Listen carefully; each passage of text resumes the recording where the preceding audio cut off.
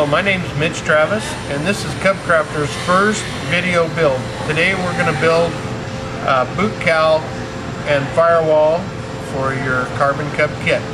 We're going to start by taking the firewall and a blanket, and the material piece that goes over the blanket. We're going to lay it out on a flat surface. We're going to lay the firewall on top of it, smooth everything out, take a new razor blade, single edge razor blade. We're going to take off all of any tags that are on the firewall right now, remove them so that we have a bare firewall.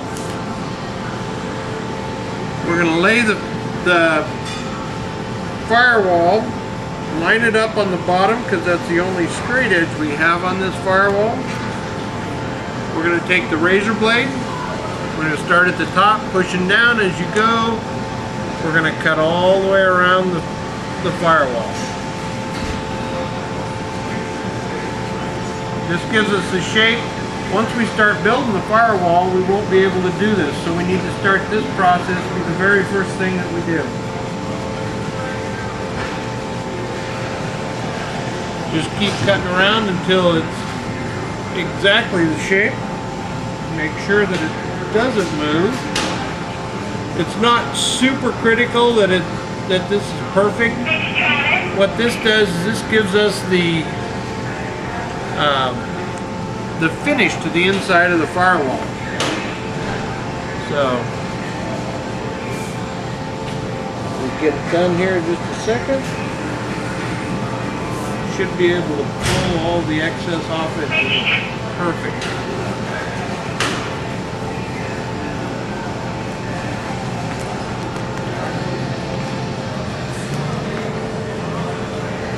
Just go back through,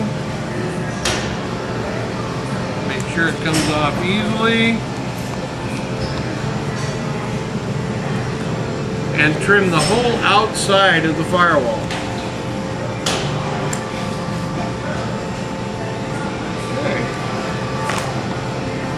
I'm going to trim the bottom here. We're going to leave the holes as they are. We'll trim those in a later step. And that'll be when we start actually putting the firewall components on.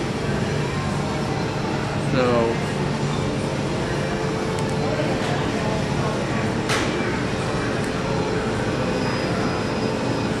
trim it off. Okay, so we're going to end up with a piece that looks exactly like the firewall. I'm going to fold that in half.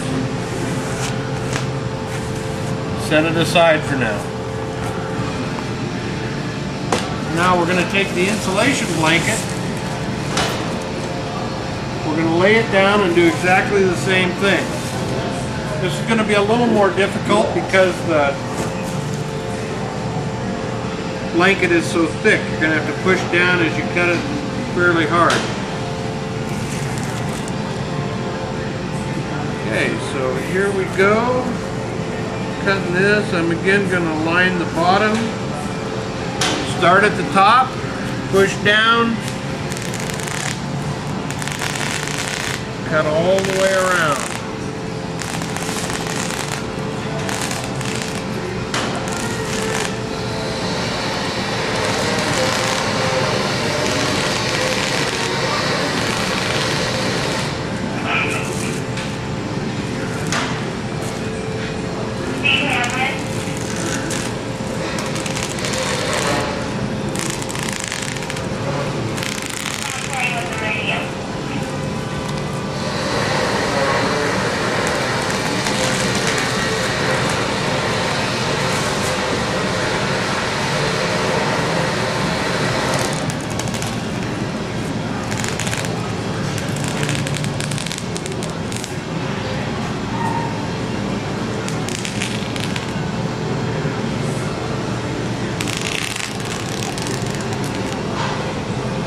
Once this piece is done, we will set it aside also.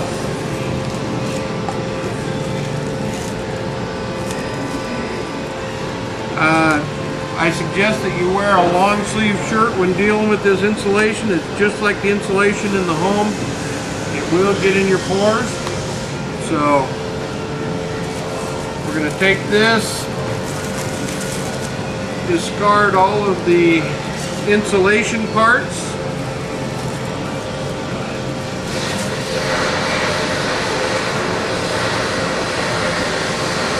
And we'll keep the fabric in case we want to glue it to something.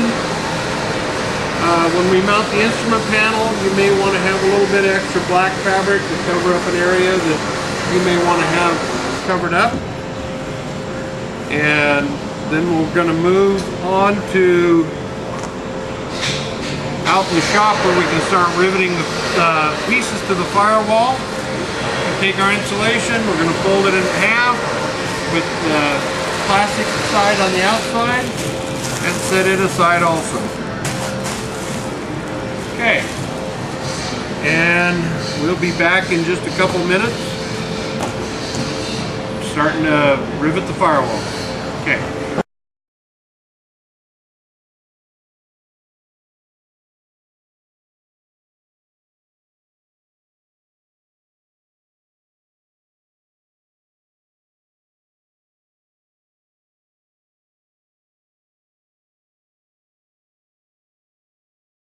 So we're going to rivet the angles on the boot cowl on the firewall, and there's a couple things we need to pay close attention to. The firewall isn't symmetrical. It has a whole bunch of holes here. It's got this one big hole right here with the two next to it. This is for your gasculator. This goes on the left side of the aircraft as you're sitting in the airplane. So if the camera was sitting in the airplane, the firewall would go like this. Gasculator on the left side of the aircraft, my right side. Okay, so we're going to lay it down like it would be in the aircraft, and we're going to just test fit the parts. This is going to be SC53004-001, and I think it goes right here. We're going to have if you look at the manual will tell you which parts go where, and we're going to line up. There's two holes in the firewall that are close together right here. That'll be the starting point for adding these parts. So we're going to lay it down. We're going to fit the part in here. Notice how the flange of this L bracket is facing up towards you.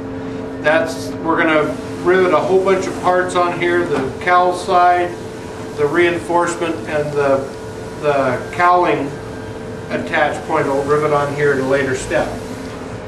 So I'm going to then put the other lower side piece on, and again we end up having two holes that are a lot closer together right here. That shows you that that's where the second piece is going to start. So we're going to kind of set everything up here and make sure everything lines up. Everything looks good. Put the bottom piece on. Okay, that looks good. The other side.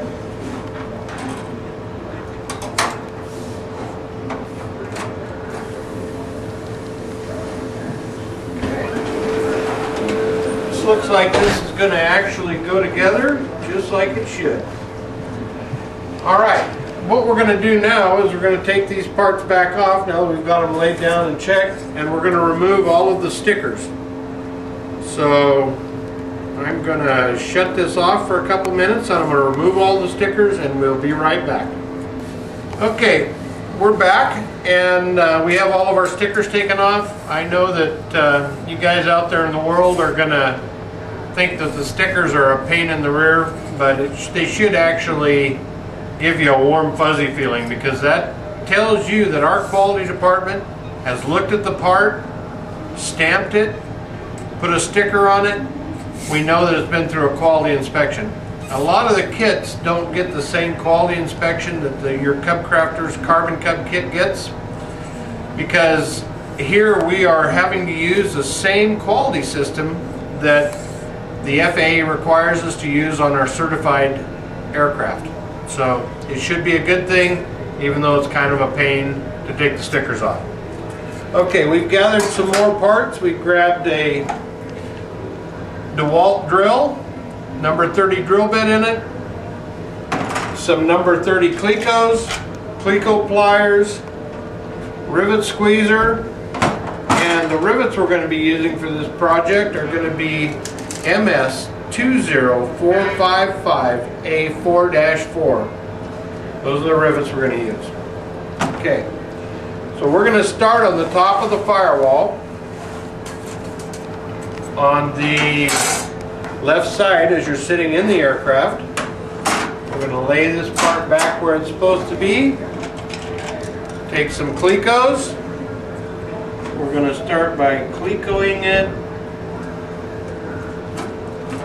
Okay, and these, it should Cleco exactly like, it should Cleco on without you having to match drill it.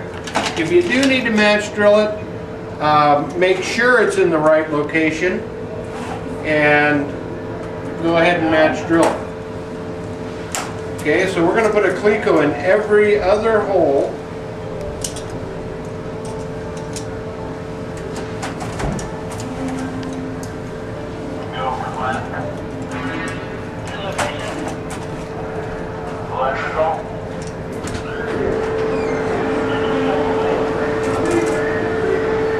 Okay, now that we have this part Clecoed in every other hole, we're going to start by putting rivets in. The rivets will go in from the back side of the firewall to the front. So the rivet will actually go in like this. On the back side of the firewall, you should see all the heads of the rivets. Okay. So we are going to go through and match drill all of the holes that don't have Clecos in them. Just simply run the drill bit through them.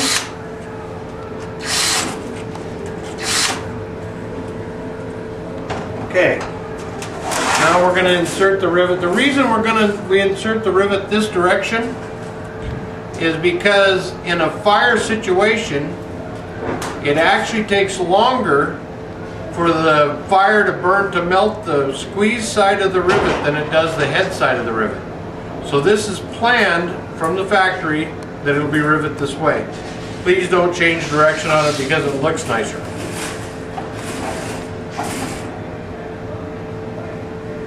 Okay. Now we're going to set up our rivet squeezer. The first rivet that we're going to do, we're going to squeeze without it being set up.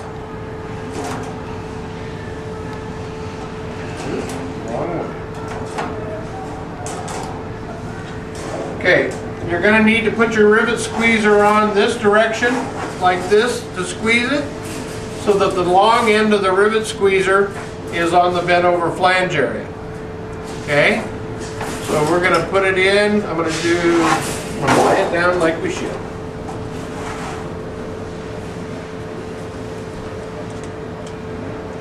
Make sure the squeezer's on the head of the rivet. We're going to squeeze it to where the rivet end is half as high as the diameter of the rivet and 1.5 times the diameter of the rivet wide. That one is just a little, need to squeeze it just a little more, and then we're going to set up our rivet squeezer so it squeezes every one exactly the same. So we've got it set up, squeezed just right. We're going to turn the shaft of the rivet squeezer in until it completely collapses the handles when the squeezing is done.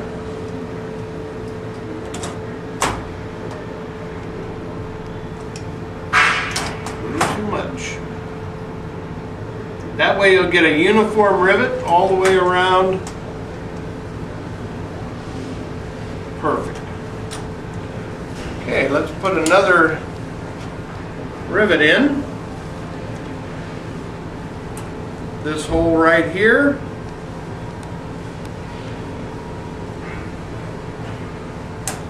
Okay. We're also going to take the squeezer, and this one will be the rivet where we check if our squeezer is doing it exactly right.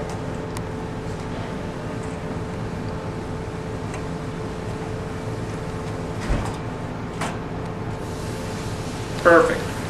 Okay. Now when you get done with all of the rivets, we'll go through and we'll do this one piece completely.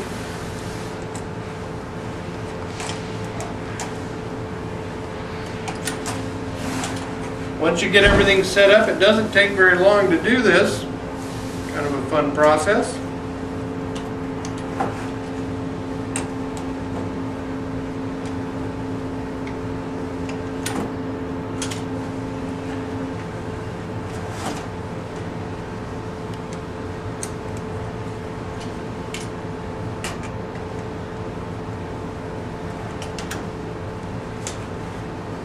Okay, we've got all of the rivets in between the clecos. Now we're going to remove the clecos.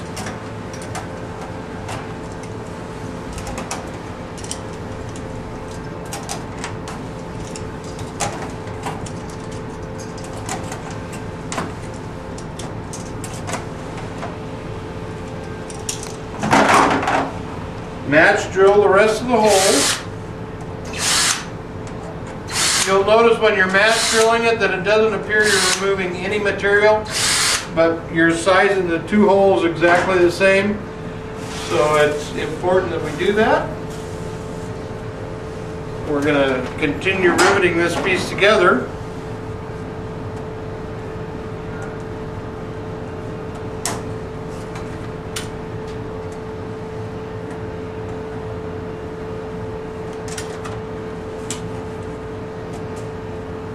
That one didn't get squeezed quite enough.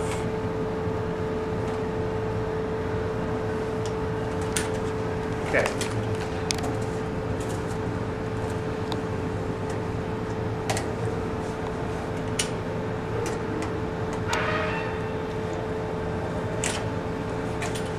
Building the boot cowl is probably going to be one of the hardest things you're going to do in your Cub Crafters kit. And at the factory here, we build them on a fixture, but you guys are not going to have that fixture out there in the world. So we've developed a way to allow you to do it on the fuselage anytime during the pre-cover fuselage buildup. And when we get done putting all these pieces on, we're going to go down to the floor and we're going to assemble the boot cowl on one of our pre-cover fuselages so that you'll get to see exactly how we would do it here if we didn't have a fixture.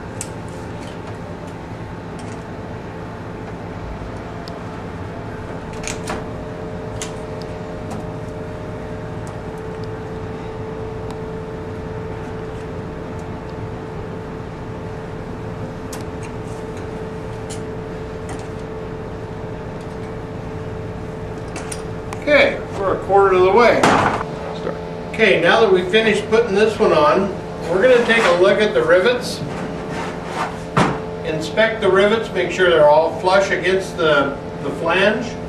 Make sure there's no smileys on them. And we like all those. Okay, we're going to lay it back down. Then we're going to take our clecos again and the bottom side of this, and we're going to cleco it together. Starting the first hole.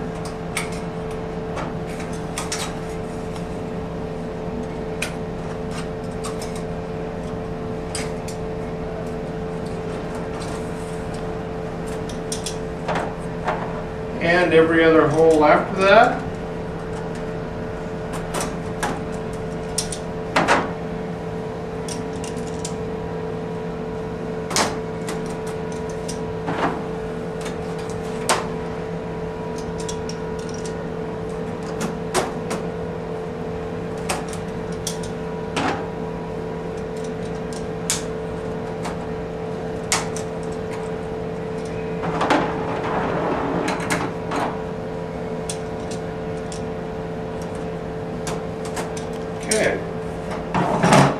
Now we're going to go back in. First thing we're going to do is we're going to look at the back side of this, at this joint right here, and make sure there's a gap here. We don't want this overlapping. We want a nice tight finish here. So we'll look at that. There is a gap there. We're okay. And we'll lay it back down. We're happy with the way it looks. We'll go back in, match drill all the holes that don't have a tweaker in it.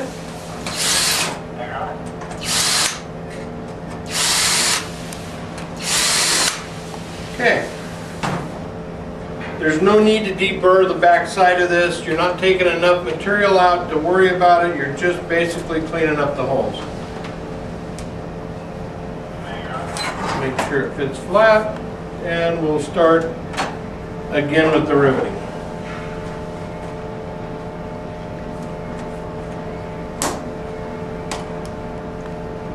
Rivet in, squeeze.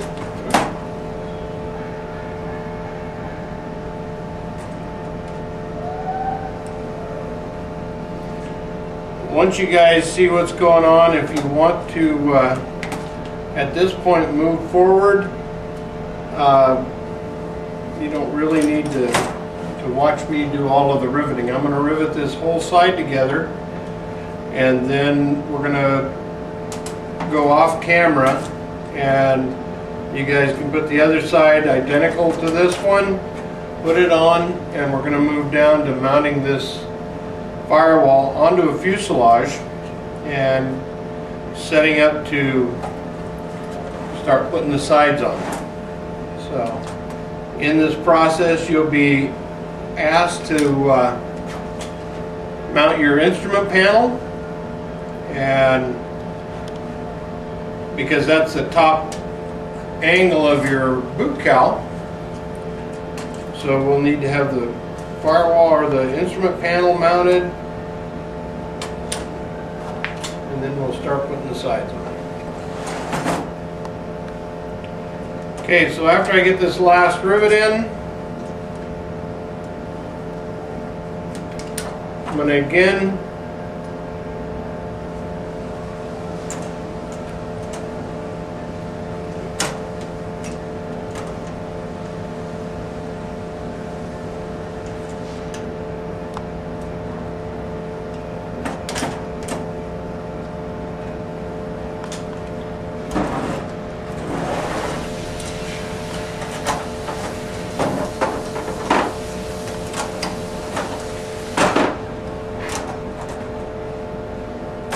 go back in,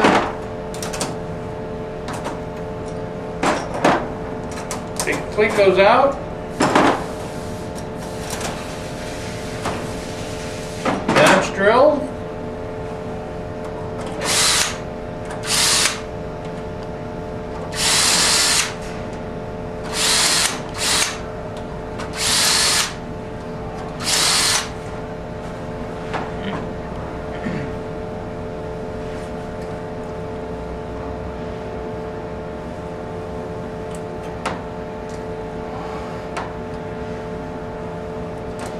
continue riveting.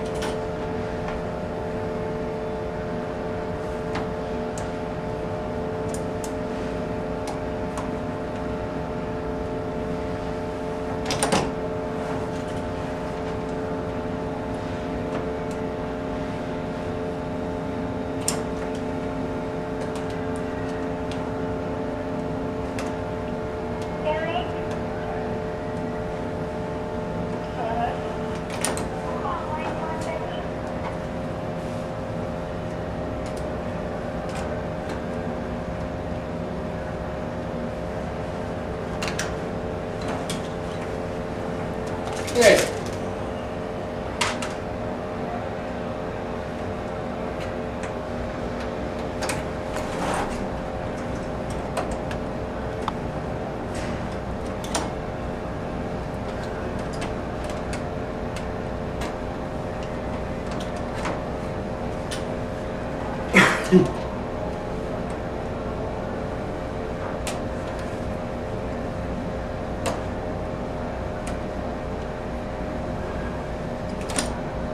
Okay, now I'm going to look at the back side of these rivets. The back side all looks good, but I'm very unhappy with the way this rivet is bent over. This rivet happened that way because I didn't get the rivet squeezer perfectly straight on this rivet, so it caused the rivet to squeeze over to the side. So I'm going to remove this rivet and we're going to put a new one in. I'll show you how this is done in case you guys ever do this. I'm hoping that you don't. So we start at the head side of the rivet, right in the middle, turn the drill very slowly, okay, and we're going to drill, keeping the drill as straight as we can in the rivet. We're going to drill down till we're through the head part of the rivet only. Then we're going to use the drill to pop the head of the rivet off, just like that. So we have the head of the rivet popped off of the rivet that we didn't like. Let me get it out of here and put it in my hand so I can show you. So there's the head of the rivet popped off. What it leaves is the perfect hole where the rivet's supposed to go right there, with a recess of the drill bit. So we're going to continue to drill that out and then put a new rivet in. Okay, there the piece came off. The rivet came out. Okay, we're going to put a new rivet in it.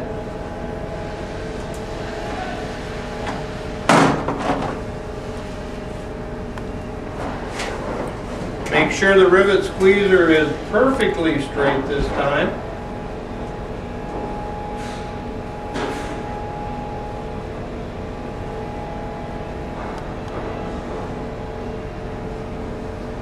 And squeeze the rivet. There it is. Okay. Didn't mean for you guys to get that lesson, but things happen when we're building airplanes. We have to be able to make sure our work is up to standard. If it's not, spend the time to redo it and make it correct. Okay, now I'm going to let you guys go. We're going to put on the rest of this, and we're going to put on a few pieces down here. So go ahead and put the other side on. We'll pick it up when we're ready to do the bottom. Thanks. Now that we've got both sides, top and bottom, on the firewall, we've kind of got it sitting here, everything's done, and we're getting ready to put in the bottom piece here and the side piece. Now again, we need to pay attention to the firewall, the gascolator area, fuel line area. We're going to want to have access to when the airplane's done. So there's going to be an access hatch that goes over here. So this piece is going to go over here, and this piece is going to go on the bottom. The only difference is we need to have flush rivets right here for the airbox. So we're going to go in, we're going to put in these 2 rivets, these 3 rivets, and then we're going to come back and flush rivet those. Okay. So to keep us from putting a rivet in the hole, we're going to get us a few Clecos, and we're going to put this piece in facing back like this. So we're going to put it under here like this, and we're going to Cleco it, and again we're going to drive the rivets or squeeze the rivets from the outside or from the back side in. So, okay, we're going to make sure that we don't put any rivets in these 2 center holes, but we're going to fill them with Clecos. If it doesn't get a rivet, it gets a Cleco. That way it reminds us not to rivet. Then we're going to put one more Cleco on one side or the other. come back with our drill, match drill.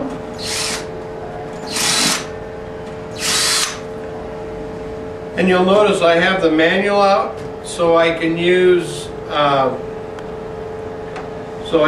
the figures to tell me which parts I need to put where and give me an orientation on how to put it together. This video build is right now the most accurate way to build this. We have in the past had done a manual, and we do have a manual for it. The video build, I recommend that you use that to build the boot cowl, and the actual manual will catch up to it probably in 2 to 3 weeks. And we're getting ready to rivet this, and on something like this, the way I like to rivet it is if you have another person to help you, it's easier. But if you're by yourself, I'll hold the firewall on my side here, and I have a good heavy bucking bar, and we're going to put the rivet gun up to the head of the rivet, bucking bar on, and start driving.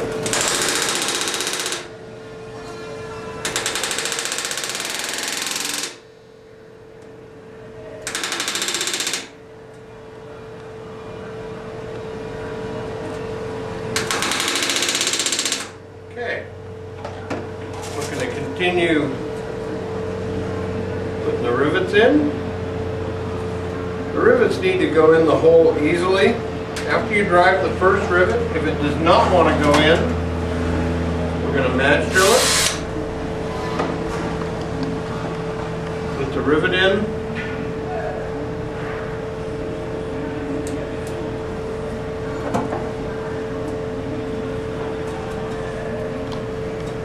Do a couple on one side.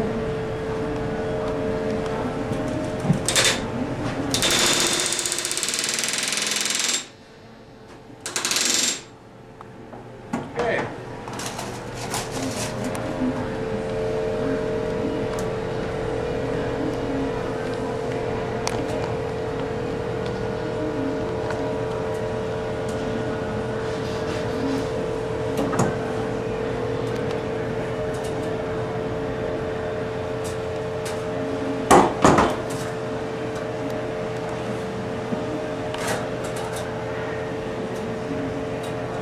Do not force the rivet. It looks like it's not going to go in. You definitely need to match it. And this one, we'll push the rivet back out and match drill.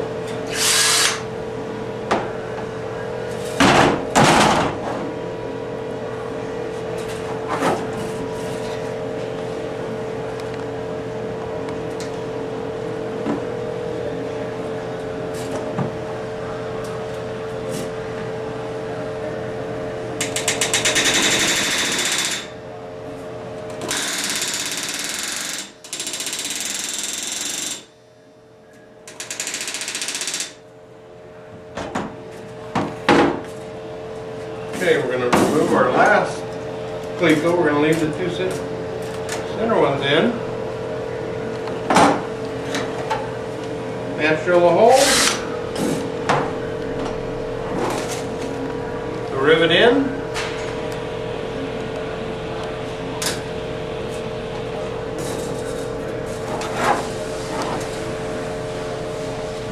I always like to use the heavy end of the bucking bar.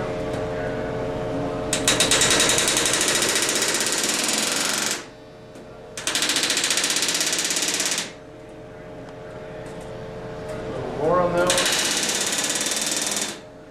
Okay. And then same thing on this piece. The two pieces are identical, so you can't get it the wrong direction. Put our cleco in. One cleco is all we need for this one. Line the hole up. Match drill it. rivet in that hole. I go completely the opposite end.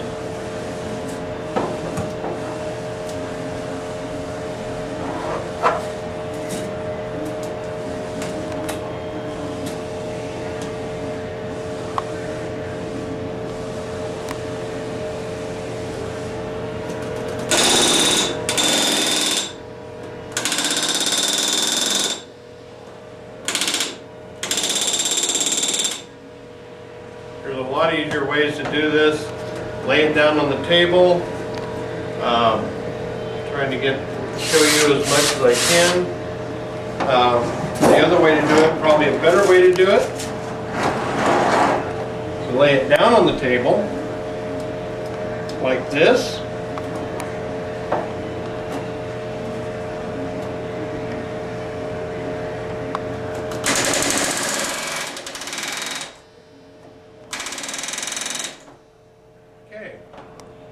Take your last cleco out.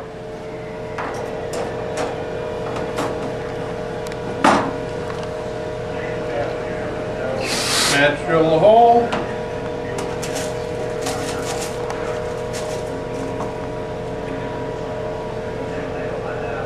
And put the rivet in.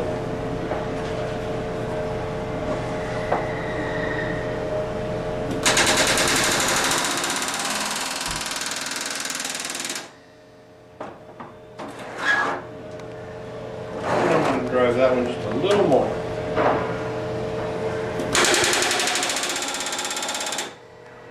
Okay. All right. Now we're going to get ready to do the countersunk holes, and we're going to pause for just a minute, and we'll be back. Red light. Oh, there it is. All right. What we're going to do is we're going to remove these two clecos in the center of the angle. And we have a rivet tool that's deep enough to dimple this. If you don't, you're going to need a dimple die that allows you to dimple them. They make several different types of dimple dies. One you pull with a pop riveter. Another one you use with a rivet gun. We're going to dimple it. Or you can get a deep-throated rivet squeezer. Okay, so we have our dimple, and we're going to change our gun to the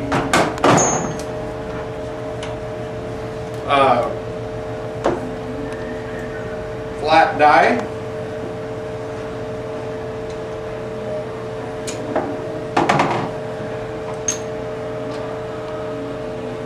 And all of this would come in a kit if you were to buy a rivet kit from Aircraft Tool Supply or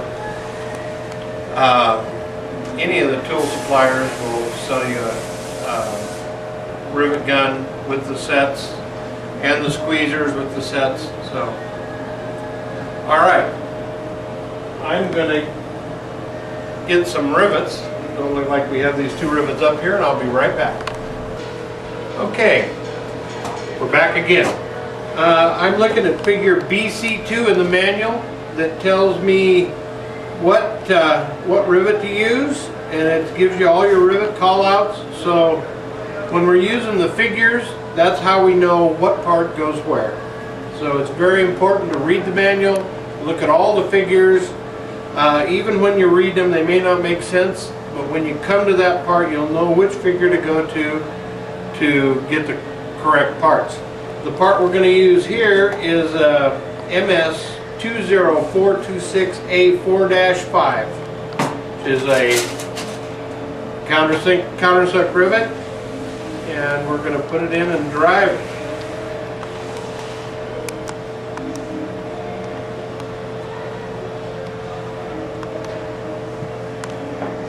Okay, we'll put it in the hole, make sure it's flush. Bucking bar on the back side.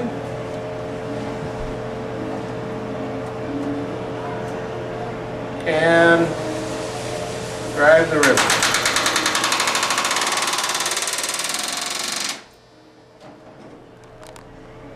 All right.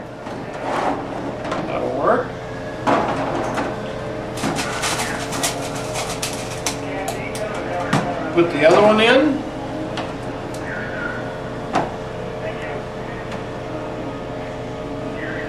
I can see through the hole here that when my bar is straight.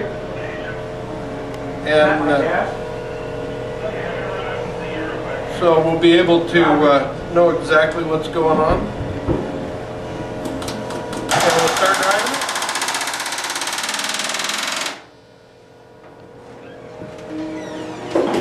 Alright, I'm going to hit that one just a little more. And everybody welcome Glenn. He's our star welder. Hi everyone. Alright, we're done with the firewall now. So the firewall is ready to go back on the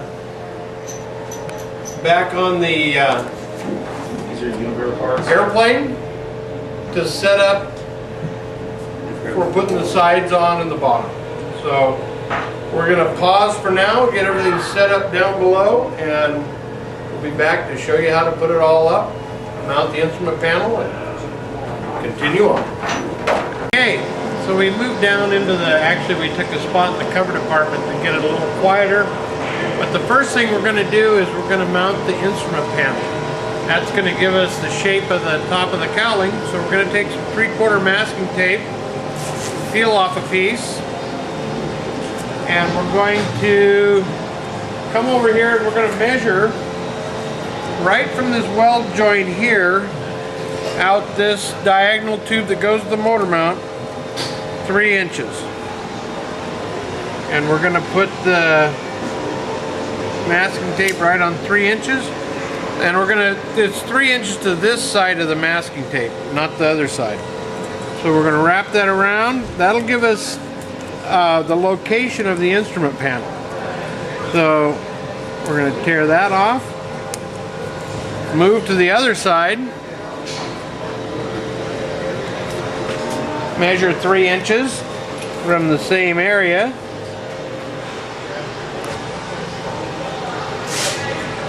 And that's going to put us right here on top of this zip tie, which is not what we want. So we're going to cut that off for now until we get ready, and remove the electrical tape too. After we get the panel mounted, we'll put the zip tie back on it. Okay. We're going to remove the electrical tape also.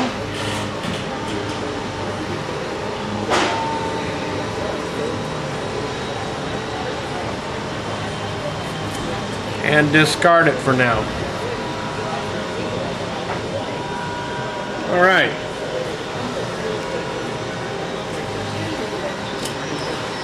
Then we're going to measure 3 inches again.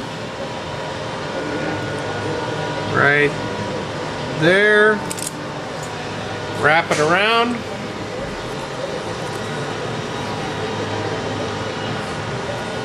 And this isn't a do or die measurement. This is just to get us in the ballpark of where the panel's going to need to be. When we put the panel in for the final time, we'll be able to slide it back and forth. So, okay, now we're going to take the instrument panel right here, and we're going to set it in place right like that. We'll let it lean up against the bars. Actually, what we're going to do is we're going to take some tape. We're going to wrap it around the bar right here so that the instrument panel does not scratch the bar. Keep in mind, when you get done with your airplane, you want a brand new airplane. So, we're going to take a piece of tape, come from the instrument panel around the bar, just to hold it in place. Okay, so now we've got our location that we want to put the panel. We're going to eyeball it here and make sure we're pretty much square.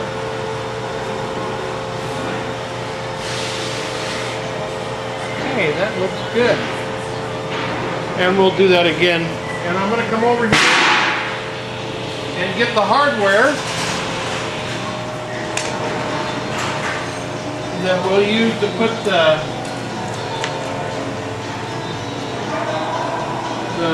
Adele clamps on that hold the panel. You'll get two number 10 Adele clamps, two number 10 screws, nuts, and two thin washers.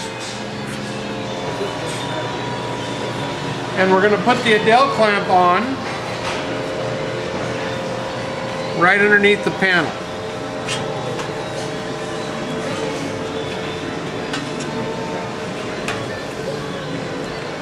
Squeeze it together.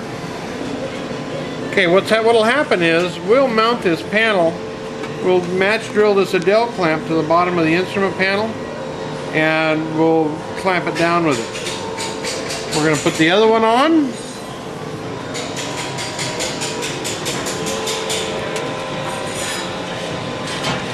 Squeeze it together. Yeah, that's why we put tape on the instrument panel. Okay. Now, we're going to get us we're going to pause for a few minutes and get us some clamps over here so I can show you exactly how we're going to clamp this down, get it perfectly into position. We'll be right back. Okay, we're back. We went over and got us a major box of clamps. You're not going to need this many. Orange clamps are really strong. You can find them at Home Depot. Almost anywhere you look, you can get these orange clamps. They're made by Pony clamps, they're called. So it's a 3201 that we're using. I'm going to come over here. I'm going to position the panel. Kind of make sure it's side to side good. And I'm going to put this clamp on it. Maybe.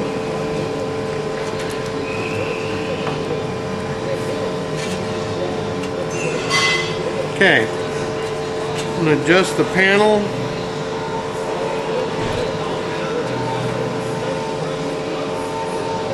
Okay. Now I'm going to step back and just give it a look and see how it is side to side. Looks good. Okay, I'm going to take another orange clamp.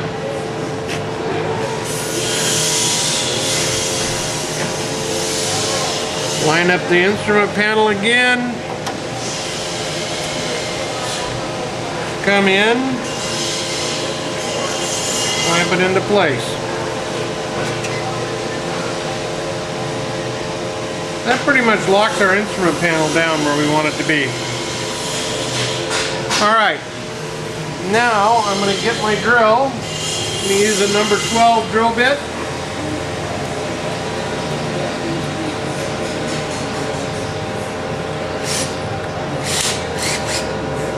And I'm going to come under here and adjust the clamp to where I can see the hole.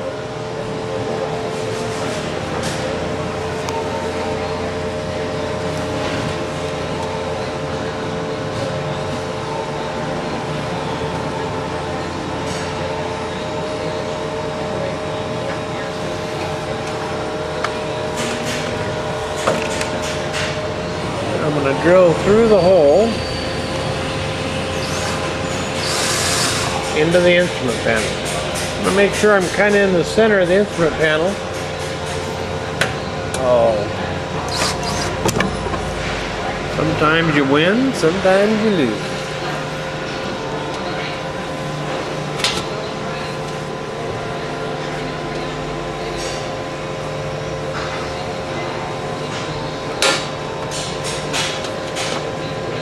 Okay, we're going to change that plan a little bit.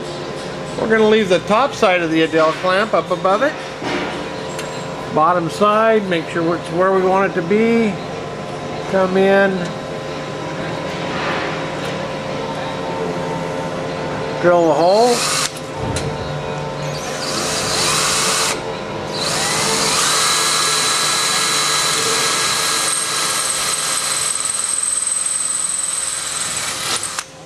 Okay.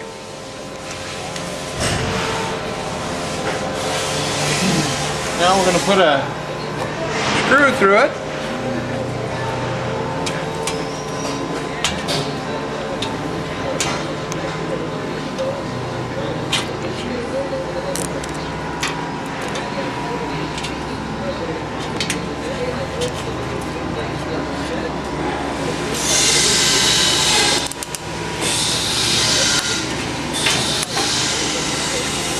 Hated belt clamp.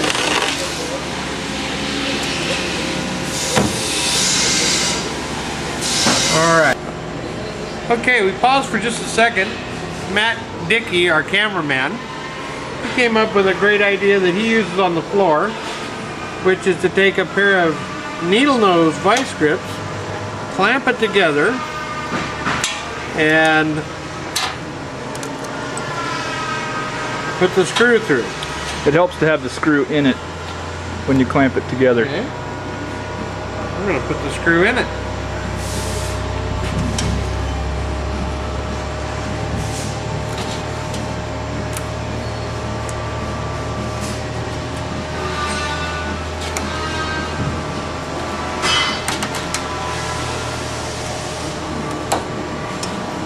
Very nice. Now we're going to set the instrument panel on it.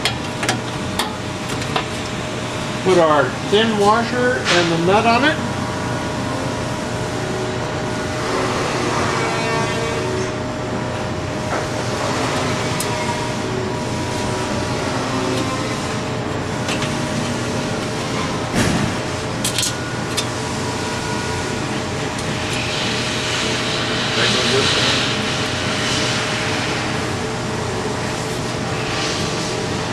Take that tape loose.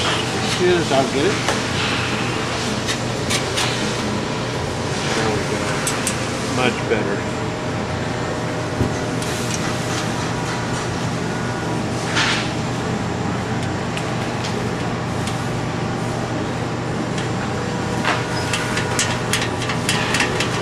Okay. Come down. One to go. We'll make sure we're right at the edge of our tape. We're looking good. We're going to go over to the other side.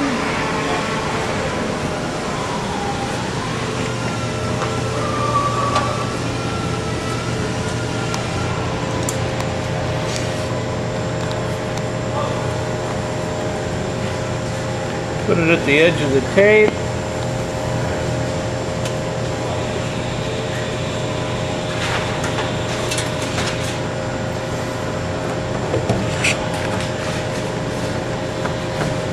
Get in here.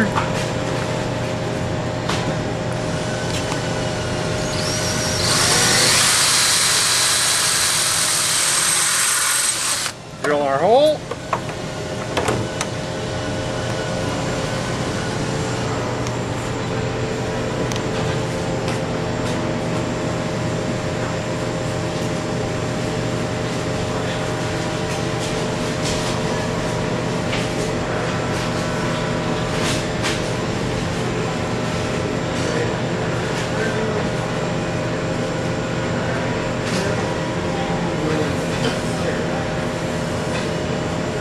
Okay, same thing, put the screw in the Adele clamp.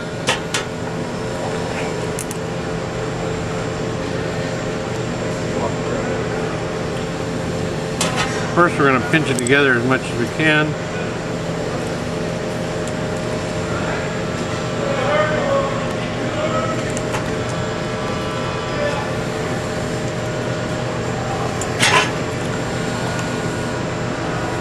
All you new builders are going to learn to hate Adele clamps as much as the old seasoned guys do.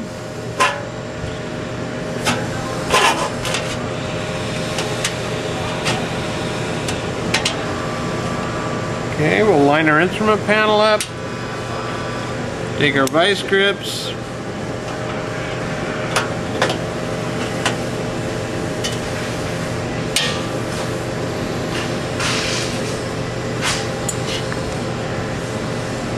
drop every part in the crack. All right.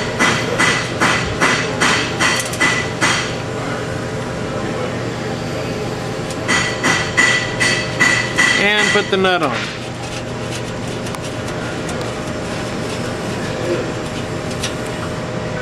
Okay, we have the instrument panel mounted, and we will tape it forward just a little bit for now. The boot cowl will set the angle of the instrument panel.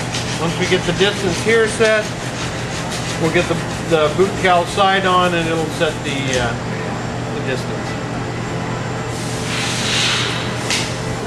At this time, we're going to go ahead and tighten the screws, just so the instrument panel don't move while we're attaching the boot cowl.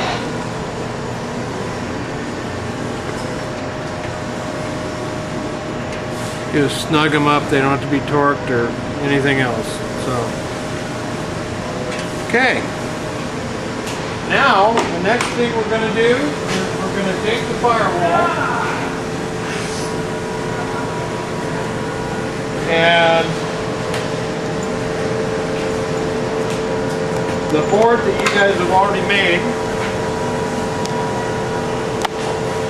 We're going to put the two of them together.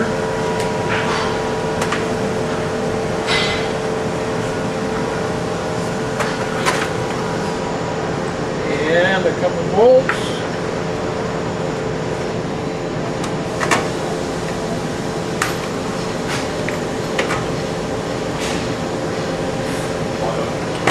And we're going to install it on the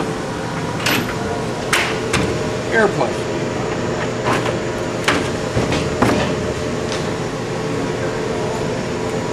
Put all 4 bolts in.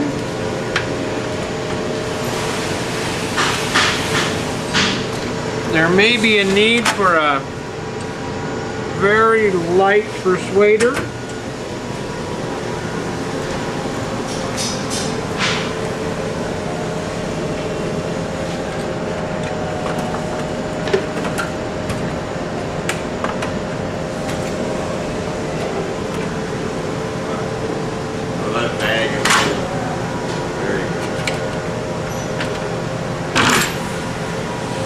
I like using a rubber persuader.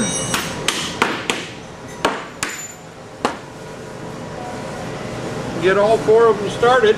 You'll notice that we have this 3/4 edge distance around here. That's to allow us to go in and squeeze the rivets. If you look at the last figure in the manual, it'll talk about building the board out of 1/2 or 3/4 plywood, and that's a must. If you do not use this board on here, the boot cowl will not build correctly. I know it seems like a lot of work to do just for one part, but it's one of those, we've tried it both ways and it just won't work. So the firewall is so flexible. All during the build, I'm gonna be talking about pushing it out towards the board. So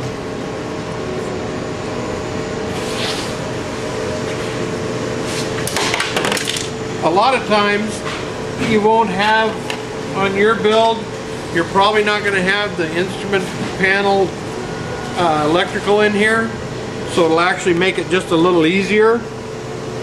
But we're going to want to verify that everything's out of the way before we start building the boot cowl. I've gone through and moved some of the electrical wires and got them out of the way so they won't be interfering with the boot cowl. Because if you hold the boot cowl out of where it's supposed to be, it's thin enough that it will distort the whole thing. Okay, we're again going to go to the manual, look at figure BC2, and see which boot cowl side is which. So it looks like SC 53102-001 is the left side.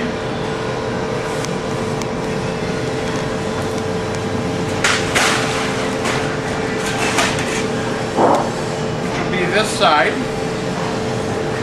And that's the side we're going to start with first, because you'll notice we have this part bent over. That's going to be the first part. So we're going to set it up here.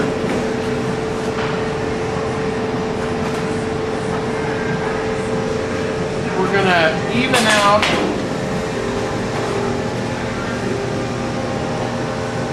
the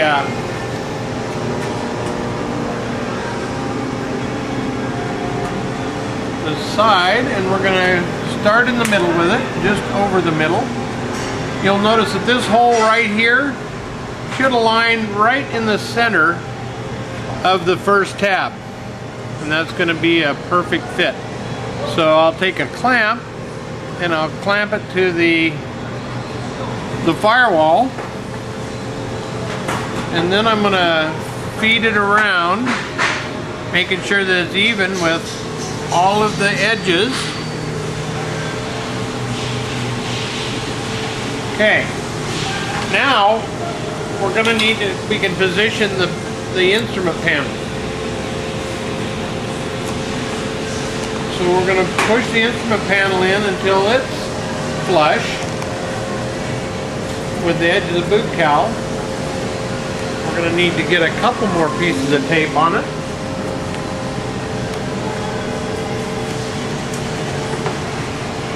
So this time we're going to take the tape, we're going to put it on the edge, front edge, wrap it around the instrument panel. We're going to do that in a couple of places.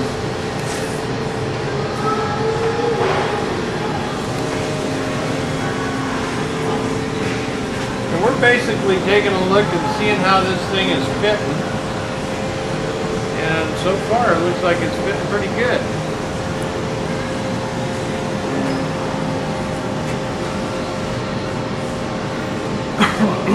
Keeping in mind you're watching the first time we've ever put one on the airplane, with the airplane, or built a boot cowl on the airplane. So I'm learning as you're learning. We're going to take some more clamps.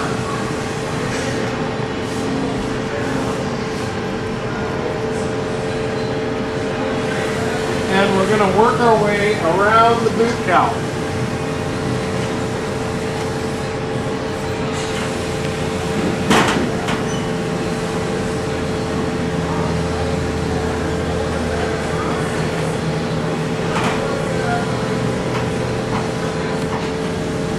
Making sure that we keep this edge level or even.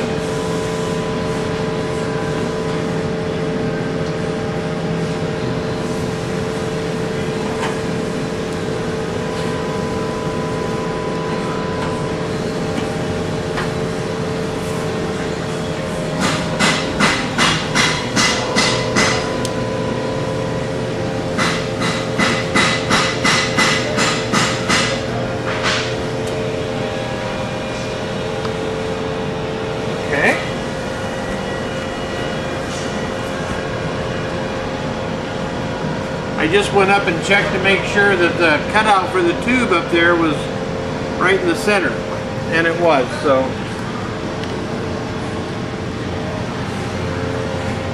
okay, and this ended up flush right here, which is exactly what we want. Now we're going to come over here and take a look at the side. And we're going to need to cut some material out of there for sure, because that's not going to work. So we're going to, the bottom looks good. I'm going to get a felt pen, and I'll be, you have a felt pen? Okay. Okay, we're going to put one clamp right on the edge here to hold the edge. Then we're going to come down here and we're going to trim this.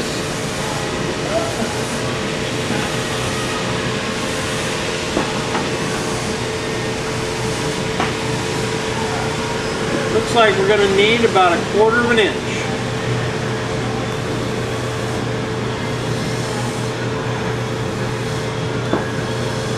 Okay, Now what we're going to do is we're going to go ahead and remove all of our tape and clamps.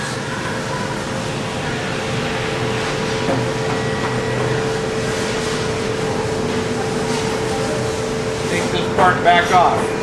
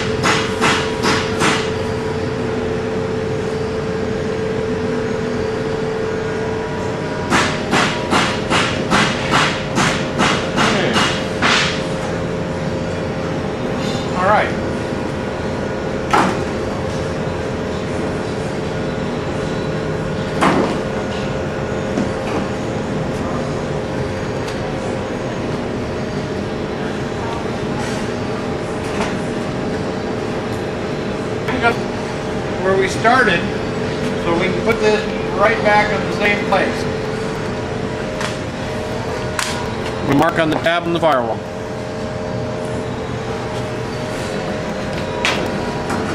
Okay, I'm going to let Matt trim this. He's going to use a pair of tin snips. He's going to drill a small hole right here in the corner. He's going to trim it straight and then file it out so it's smooth. Come back, we'll reinstall it and hopefully install the other side and together. Okay, we have taken the part off, Matt's trimmed it, and we found some issues that we have solved in the meantime concerning how we're going to build the boot cowl on the airplane. One of the things we're going to do is we're going to put 3 screws. We've already put one here, and one here. Any hardware variety 1/2-inch long screw with a fender type washer in the middle will work just fine. I'm going to put the last screw into the board, and it's just a standard sheet metal screw.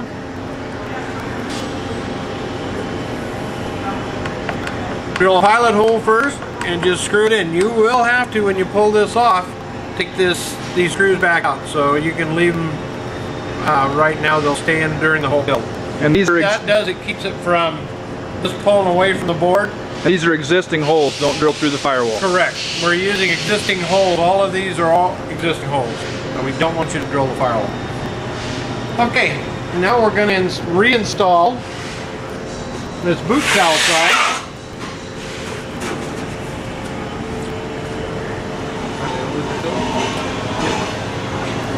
So we made a mark up here on top where we had it before. We're going to line it right up with a mark.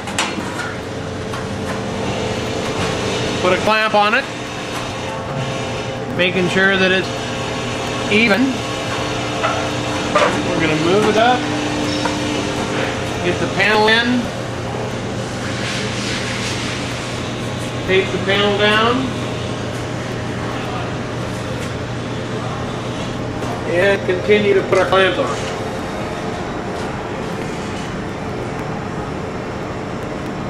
It's nice to have a whole bunch of these clamps. It's not extremely necessary. You can move them back and forth as you go. The more clamps, the better. So if you have a whole bunch of them, use them. If you want a whole bunch of them, buy them. You can buy them fairly inexpensively at the hardware store, Home Depot. Buy them in packs. Go online and order them.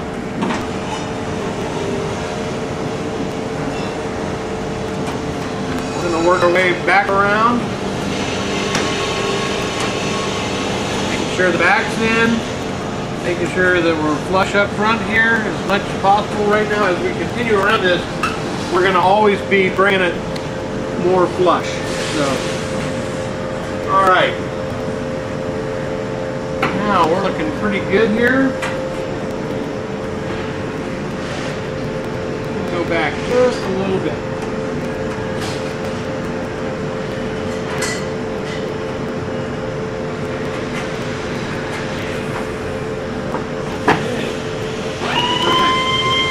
What we've done is, in the picture, we have a way to clamp the side down flat. Once we get building it on the fuselage, we're not going to have the ability to do that. So what we've done is we've trimmed, we got 2 1/4 inch by 1.5 inch strips, 32 to 36 inches long, and we've trimmed the end out of it so it fits in the landing gear point. We're going to take some masking tape.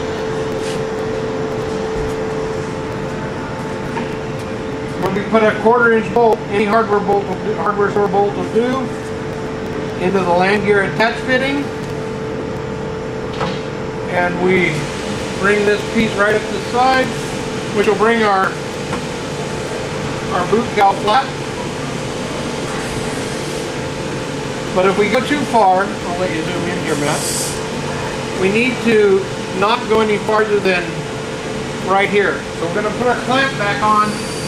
Get the clamp that we had earlier, right on the edge.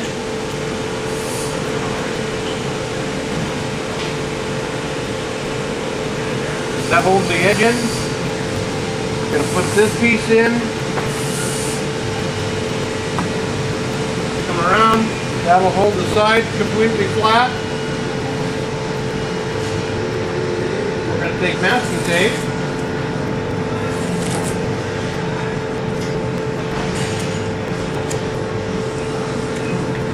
Wrap around like this.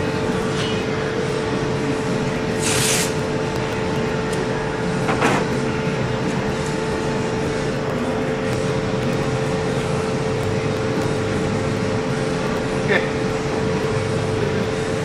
That's going to hold that nice and tight, give us the cowl fit that we want. So, we've got this part in position. Kind of exciting.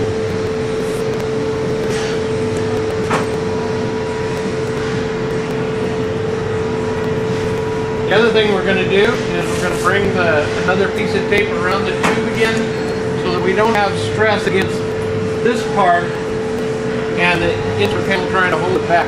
So wrap it on the instrument panel, push forward, wrap it around there, tape it to the instrument panel. Okay. Now, we're going to take the other side, move this over,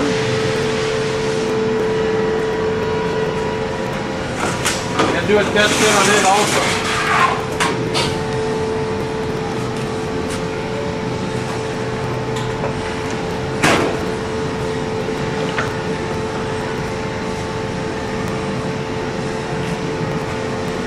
Now we want to be really careful as you're flying along many hours. We want to make sure that this overlap seam right here is right in the middle of the airplane. Because if it's off or crooked, you're going to see it. So we're eyeballing down the center of the airplane. We're going to move it just a little farther. What I'm looking at is a triangle back there and the stringer behind it kind of sucking down like you would a shotgun barrel. I like that. We've got good overlap on the piece underneath. Okay, put a clamp on it.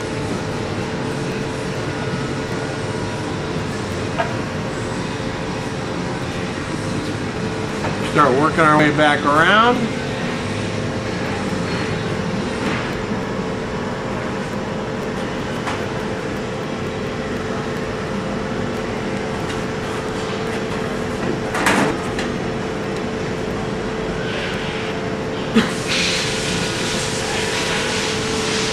Nice to have a lot of these small spring clamps. It's not absolutely necessary, but it's really nice.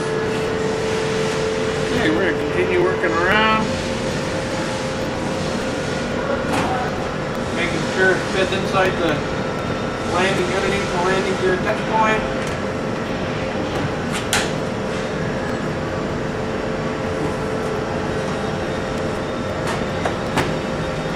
Matt might have gotten lucky on this one. Looks like it's still going to need any care.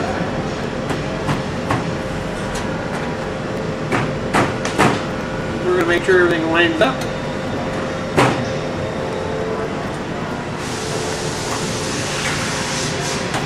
And we'll move these tabs back and forth a little bit as we go.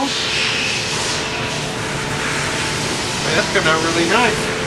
Okay, again we're going to take our 1/4" bolt, again any hardware bolt, put through the landing gear attach fitting.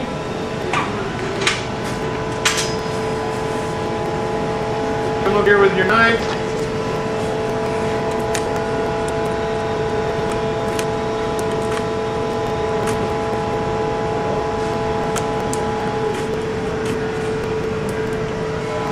Trim off a piece, just like that. Stick it in. Oh yeah. That's what I'm talking about. Okay, on this one, because we have a door on this side, we'll be able to take this piece in several places.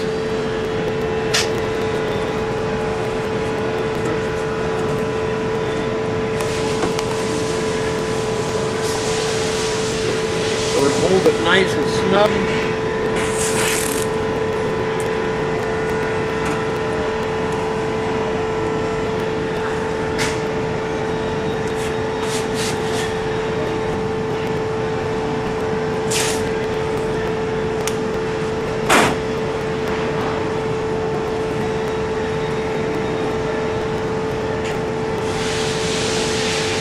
Okay. That come over here and take a picture of the taping expertise there.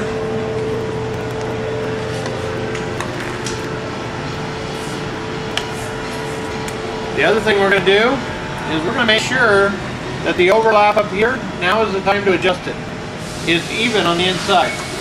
So we're going to loosen up our clamps in the top.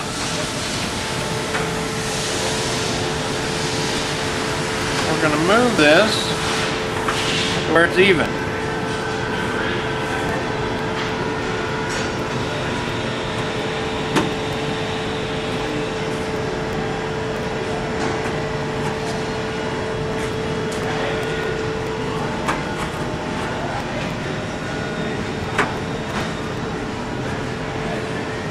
Okay, that's looking better. Put a piece of tape on the seam. We won't screw this seam together until after it's painted.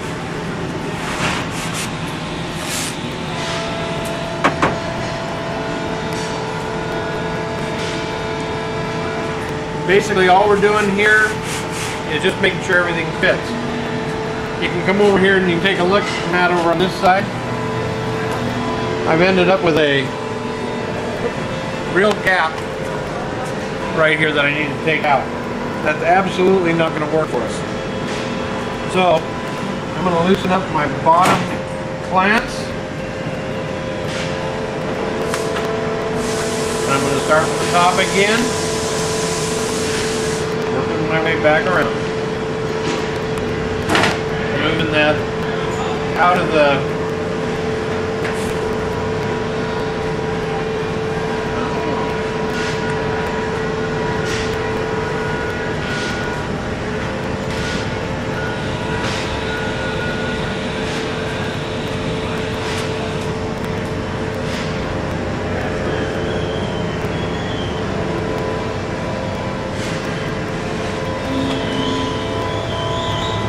keep working it.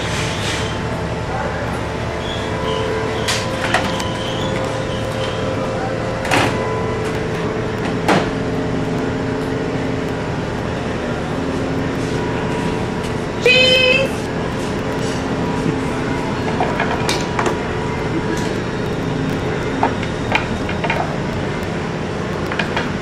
Okay, and continue around this. This is a process that takes a little while to do. Once you get it right, it looks gorgeous. If you don't get it right, it's not going to look right.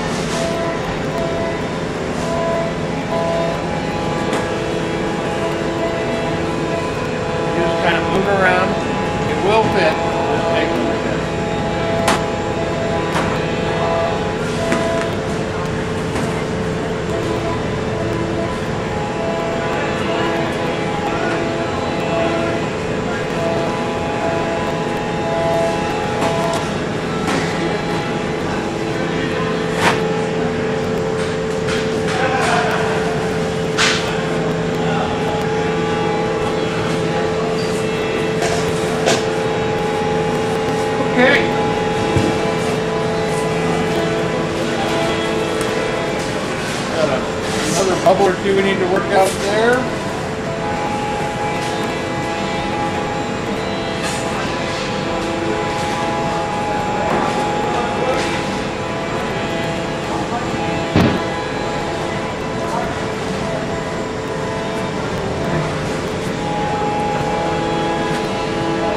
I'm going to let her clamp up just for a minute here.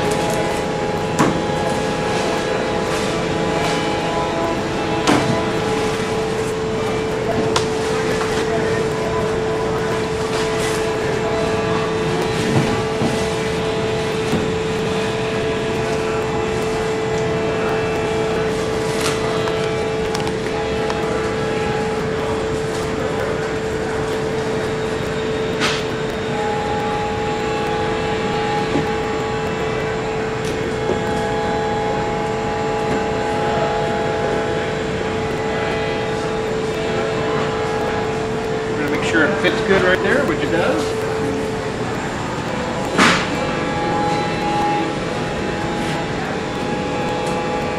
You know what? I don't think we need.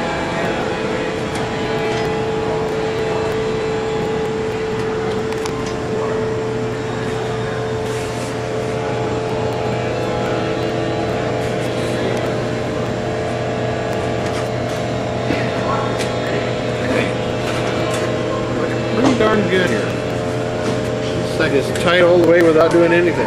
There's no bowing. So we were going to opt not to use our sick on this side.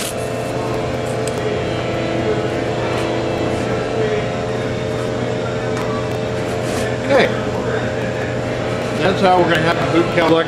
Before we do any riveting, if we put any pressure on it, anything, that's exactly how we want it to look. Hello, we're back to work on the boot cowl a little more today, and I've gathered up all of the boot cowl shims. You've got these are identical parts, these two, and these two are identical parts. This is a boot cowl shim, this is the cowl. This will actually attach the cowl to the boot cowl. So we're going to take one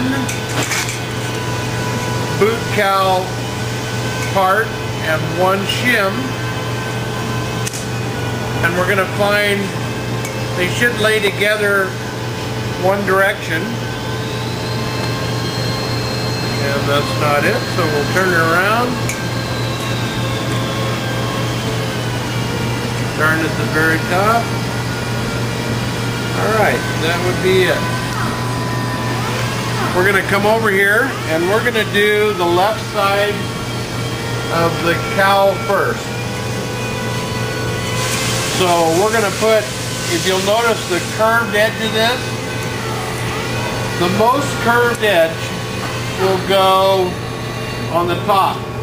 The reason they're not straight is because once they start around this corner here, they need to be curved, otherwise they won't fit tight in against the firewall. So we've got a really curved edge here and a curved edge here. So the curved edge, the most curved edges will go to the top, and they'll go just like this. So you get the shim in the middle and the cowling attached part on the bottom. We're going to come up and we're going to attach it to the center of the cowling here. We'll remove a few of our clamps.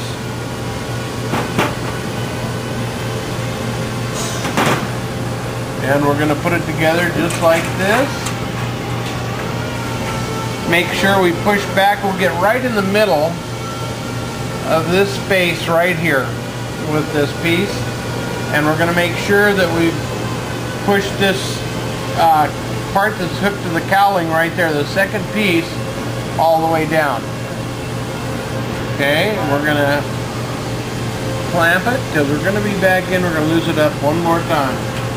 We're going to push it up as much as possible, and we're going to take clamps off and install clamps.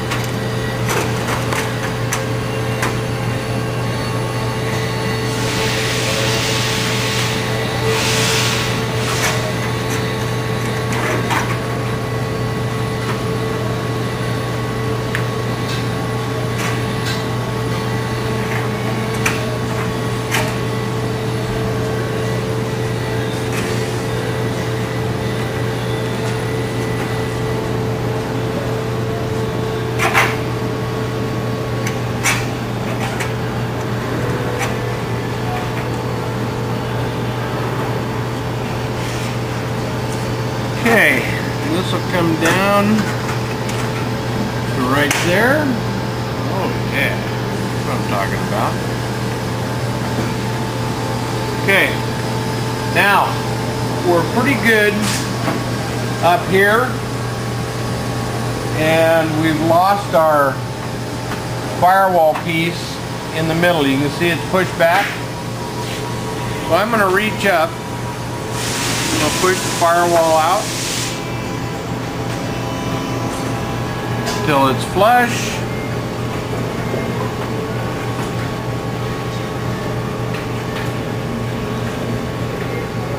Oh yeah.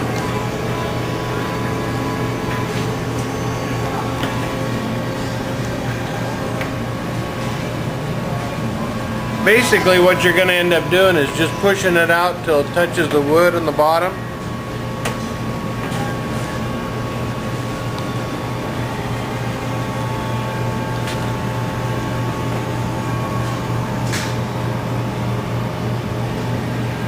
Okay. Actually not looking too bad. Alright, now what we're going to do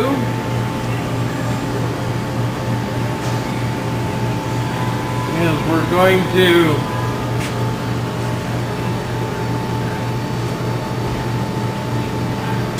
start drilling. We're going to match drill these with a number 30 hole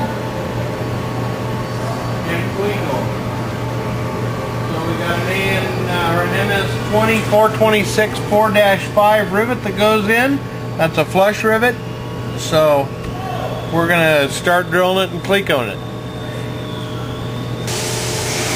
All right. Okay. One of the things we don't want to do is we don't want to have the spacer or the cowling sticking out past the cowl side right here. So what we'll do, if it starts to stick out farther, we're better off to have it back just a little ways. So yeah, I just skip a knife and I loosen the clamp, push everything back until it's flush all the way around, and it looks really good. So we're going to start drilling here in just a minute.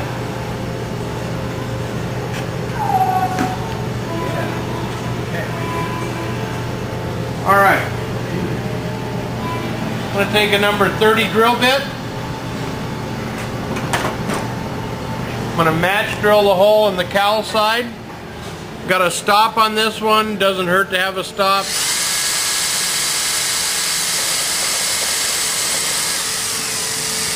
Put my finger in there so I drill through all of them. Okay. We're all the way through everything. Put a cleco in it. If we start getting clecos in, it's really going to help.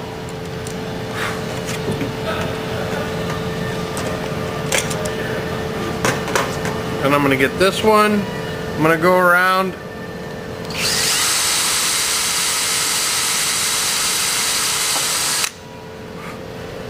Do every other one.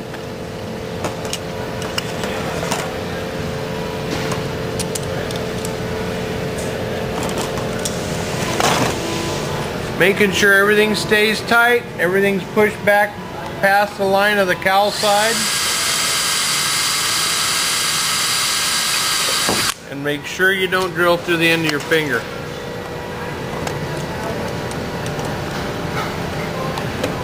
Benita's laughing at that, I hear. I've done it.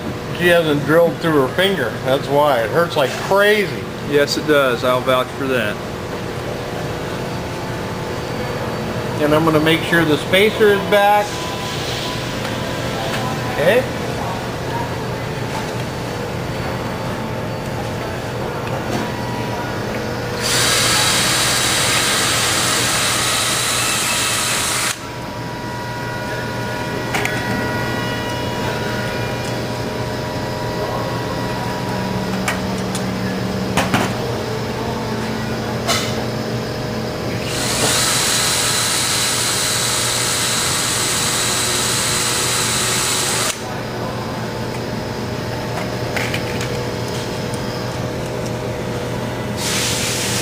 Okay, I'm not gonna run you through every one of these holes, but you can see how many I've done.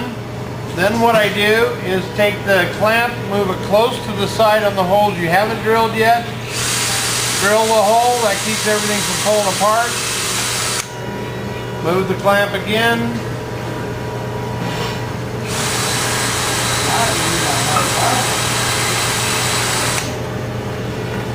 If the clamps are close to the holes, because you're drilling through 3 pieces of metal here, it keeps you from everything moving.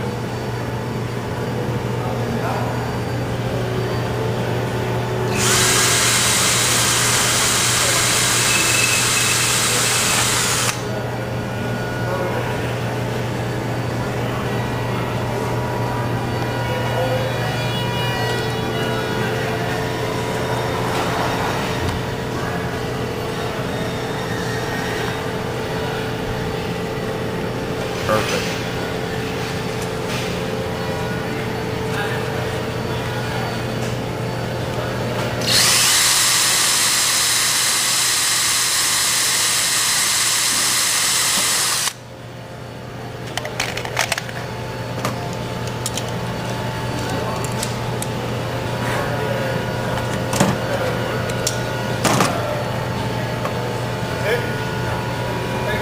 Okay, now we have all of the holes in the upper part drilled.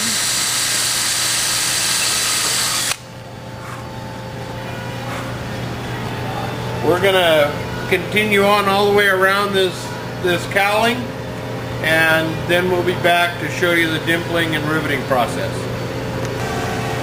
All right, we've gone through and drilled all the holes on the left side here. We can now remove the clamps. It looks like ideally we're going to have 2, 4, 6, 8, 10, 12, 14, 16, 18, 20, 22 clamps would be ideal for this part. We can put a few less clamps over here, and we would be good to go. But we're going to go ahead now and remove all the clamps, because the cleco will hold everything we've got here except for the clamp on the bottom. We're not going to remove that one. So,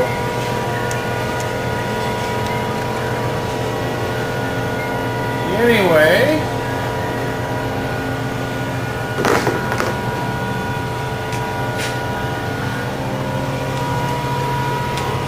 now we're going to go through and we're going to check for burrs on the back side of that. If we have any burrs, we're just going to go through and just scrape them a little bit. Get rid of the burrs that stuck out. Typically in aviation, we would go through and deburr this, take it back off. We don't want to pull this part back off, so we're just going to go through and with a not super sharp knife and just knock the edges off. Okay.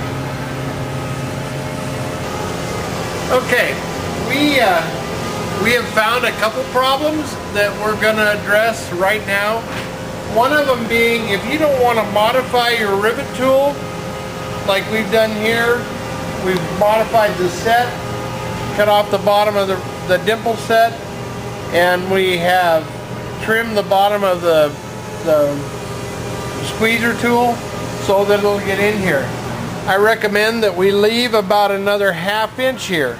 So cut your board to where it actually leaves 1.25 inches, and you won't have any problem dimpling. I think that I stated 1 inch all the way around. That may do it for you. This board happens to be 3/4 inch. So we've modified, we had some modified tools here at the factory, and that's what we're going to use for this. What we're going to do now is we're going to go through with each one of the holes that doesn't have a dimple in it. We're going to put our dimple die in here, and we're going to dimple all 4 pieces of material. Squeeze it good and hard. Go to the next hole, put it in, squeeze it good and hard. Move to the next hole, so on all the way around.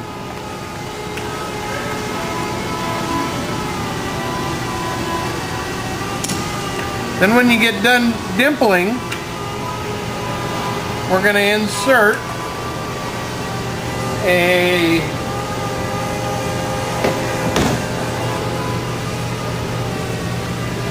MS 426A4-5. Come over here, we're going to find our 426A4-5 rivets. We're going to put it in the hole that we've just dimpled.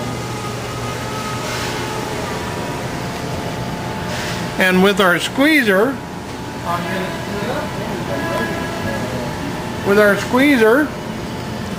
we can come in. Looks like it's not going to squeeze quite right. And again, we're going to test the... Nope, I can't get it with that one. That's another reason to leave the board just a little small.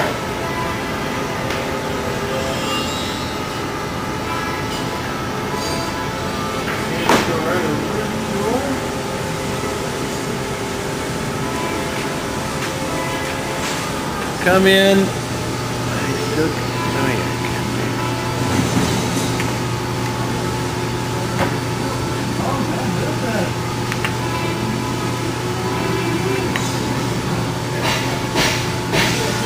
Squeeze the rivets.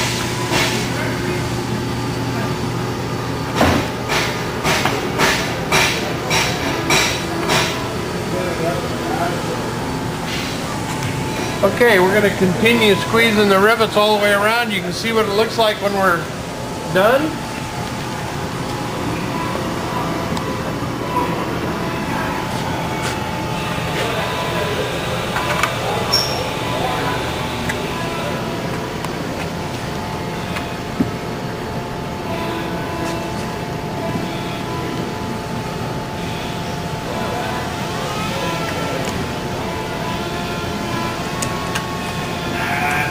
Give that one another squeeze. It's not quite flush over here on the side. Yeah. Just continue all the way around.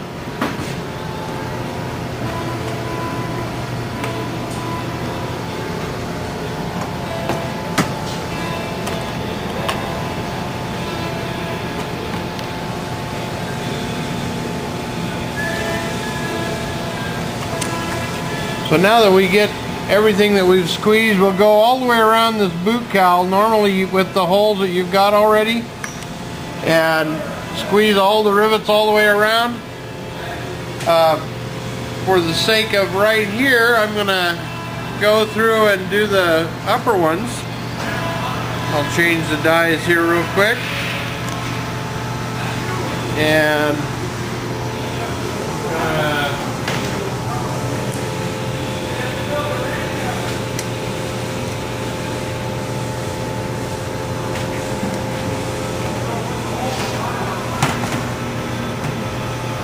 remove our clecos.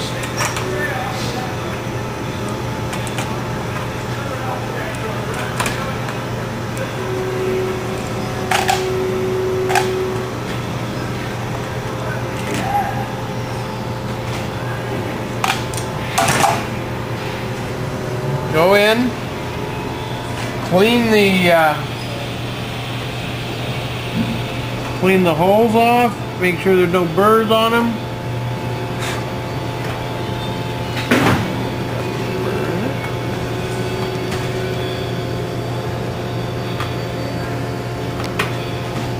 Okay, now we're going to come back in,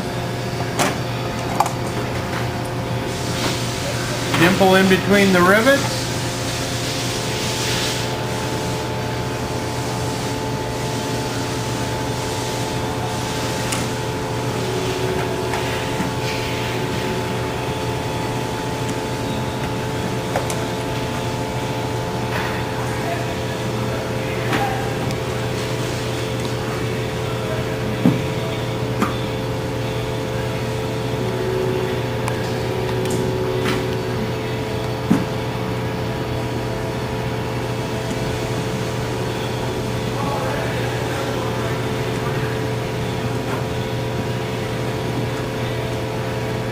Change our dies out.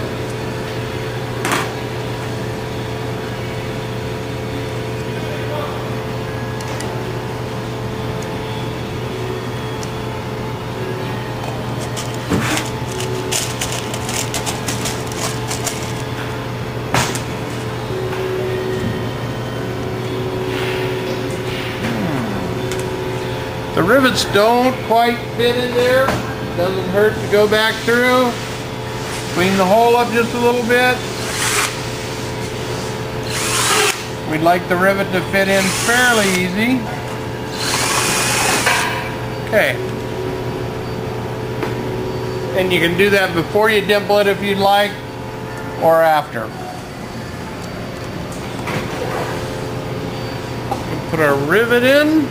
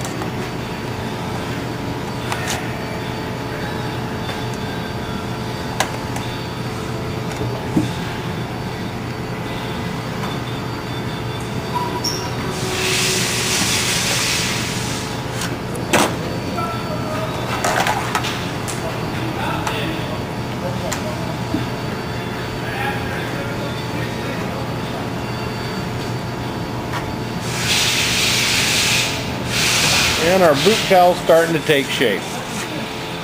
Okay, what we're going to do is I'm going to leave you for a little while, let Matt finish this side out, do the same thing on the other side. When you get that done, then we'll move on to putting the tunnel in. So, okay, I've gone and Matt has gone through and finished riveting the boot cowl all the way around. We didn't put any rivets in the bottom down here yet. That'll be the next step. But what we've got here is it's just a little bit uneven right here. You can see this is hanging over just a little bit. So we're going to take the file, clean that down till it matches, just to make it look nice. It doesn't really matter. And also we're going to right back here, they don't quite match, so we're going to file this off till they match, and that'll finish the top part and the sides of the boot cowl up quite a bit. So anyway, we're going to do that off camera. We're going to come back on, and this will be all cleaned up, this will be cleaned up, and we'll start putting the tunnel in. We're almost done with it. When you get it to this point and you're very happy with it, you're almost done. So we'll be back as soon as we get this cleaned up and continue on. Alright, now that we've riveted everything, we're going to go over just a few things and do a check. One of the things that you have to look for is that there's no wrinkling or very little wrinkling along the side when you put the rivets in. So you're going to actually be looking right here to make sure that everything is pulled pretty tight. You're never going to get it perfect. There's going to be little spots like this right here, and that's acceptable. But big bubbles in here in between the rivets is unacceptable. The other thing that we're going to look for is during our build process, we need to have the bottom of the boot cowl stop right down here so that we can put the tunnel in. So you're going to want to have this edge tight on each side when you assemble the sides. That's why it's important that when you clamp it down, you check this, and you saw that I checked it several times that it was flush down here at the bottom. That makes riveting the tunnel in a lot easier. Okay, Next thing we're going to do is we're going to rivet the tunnel. We're going to set the tunnel and get it all lined up. And then we're going to take the boot cowl back off and finish the riveting in the tunnel.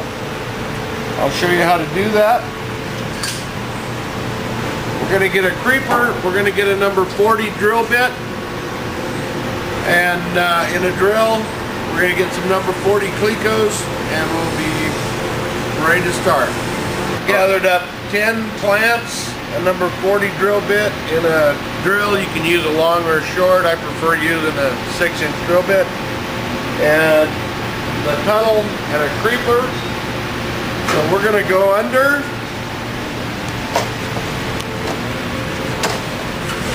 And we're going to set the tunnel in.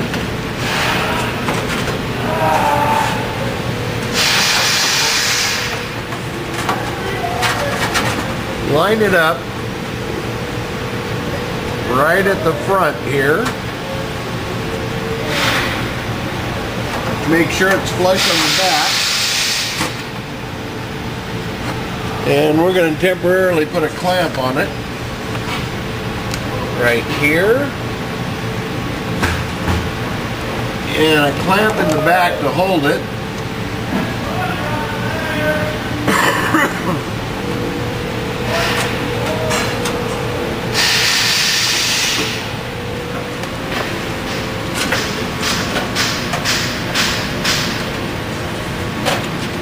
One on each side. You've got a lip back here that you can clamp to. Now we're gonna bring the back end of the firewall up. Flush. Okay. Gonna move it just a little bit.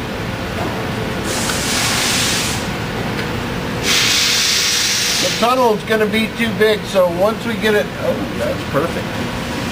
Once we get it lined up, we're gonna drill it, cleco it.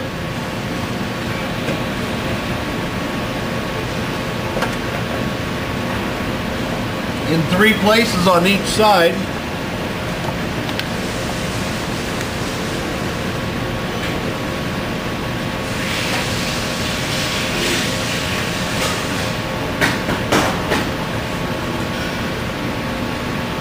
Make sure it fits completely up where we want it to fit.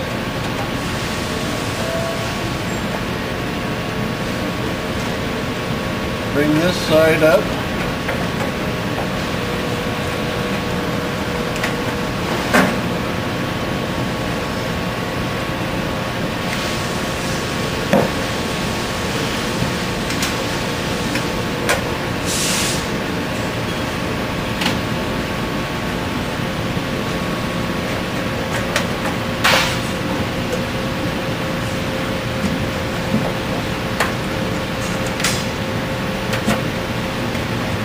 Wiring in the way down here that you're probably not going to have in the way when you're building this.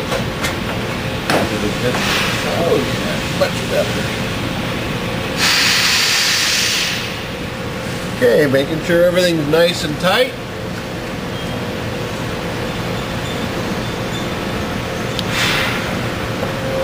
Because we don't have anything to go on this side, we're going to take our last clamp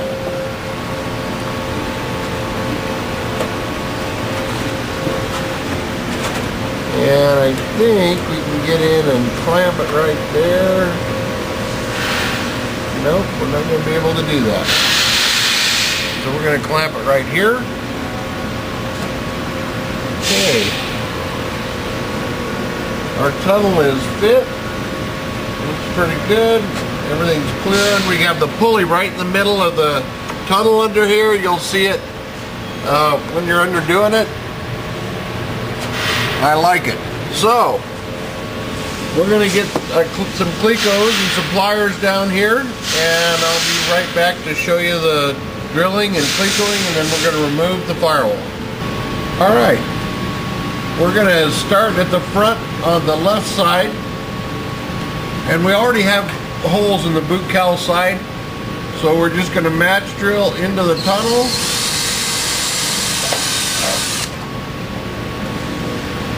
put a cleco in it.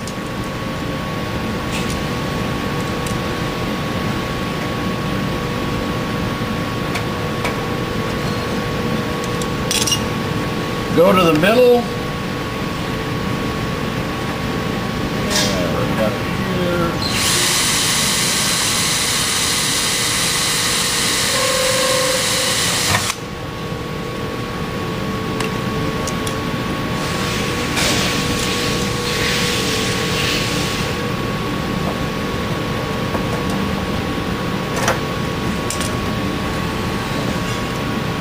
And the end.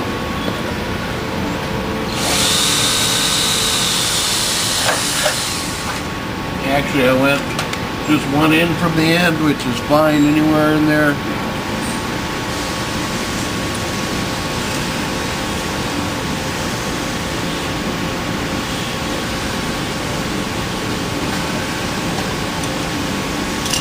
I'm going to do the same thing on the other side.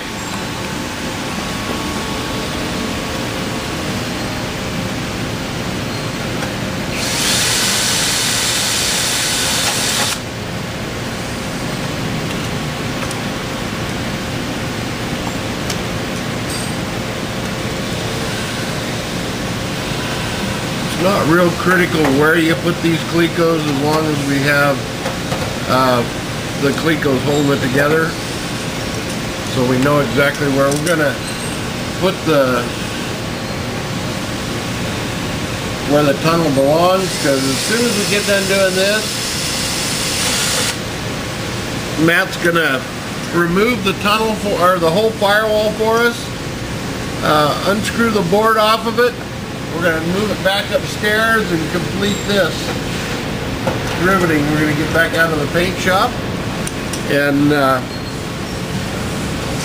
we'll finish this up completely.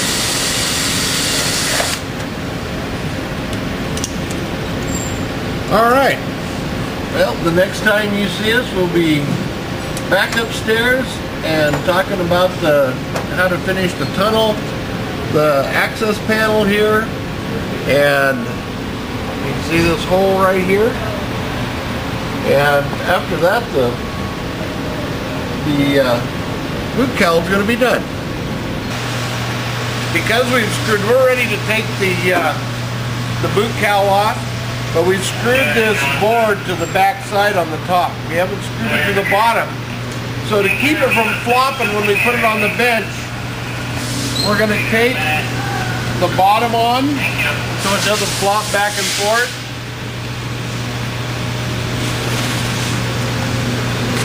On each side.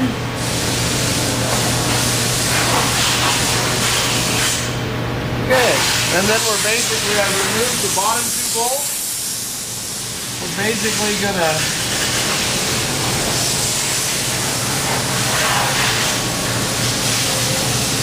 work the boot cowl off.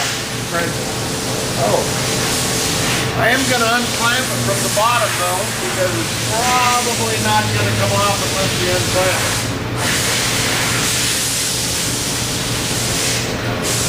Okay.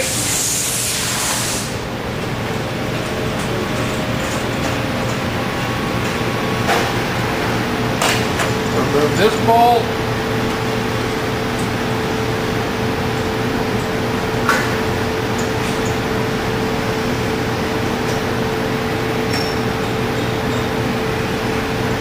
This bolt.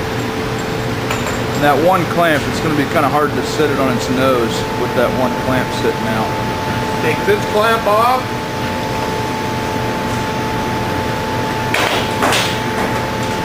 Pull the boot cowl off.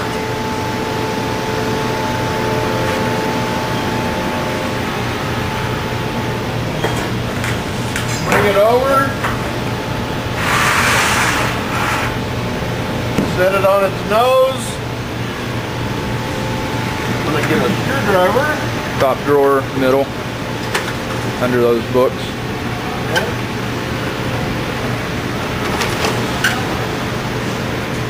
Unscrew our screws.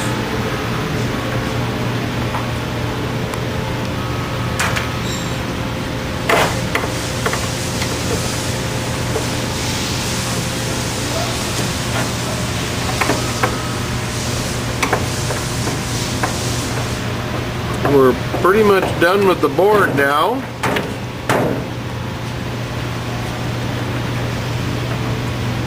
It had a short life, but it was a very useful one.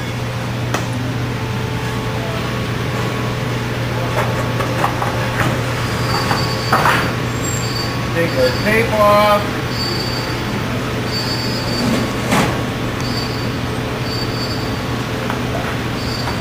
Move the boot cowl off the board. Okay, there's your boot cowl sitting there.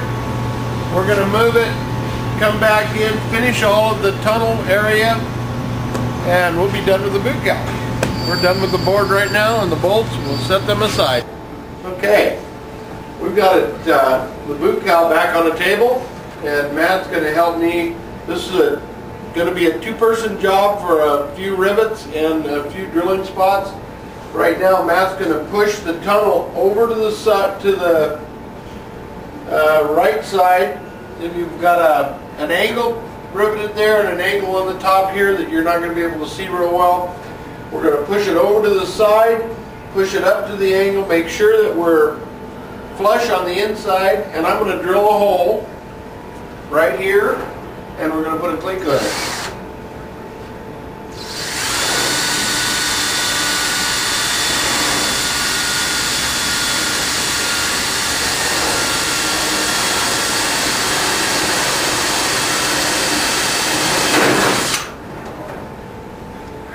I was actually hoping not to drill through his hand, and I didn't succeed. I did succeed.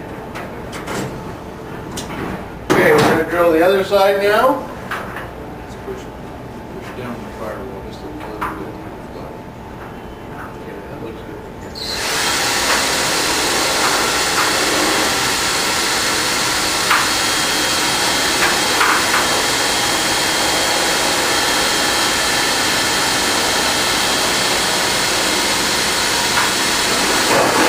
Normally we'd use a block, but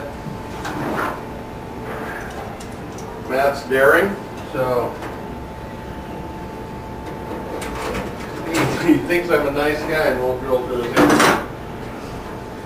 Okay, I'm going to continue to drill the rest of these.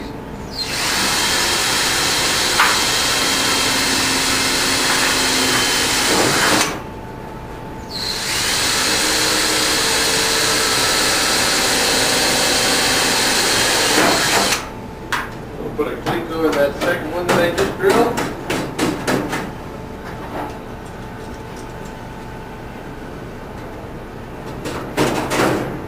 I'm going to drill the remaining two.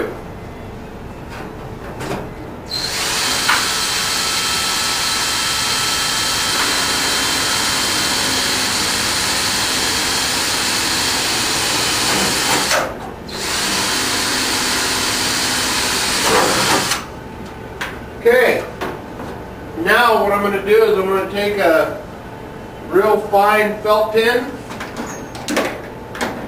and I'm going to mark the center of the holes on the side because we can't get in to drill them. I'll mark the hole. There's 3 holes there. Okay, I've marked the holes. We'll drill those when we take the tunnel back off. Now we're going to turn the boot cowl around.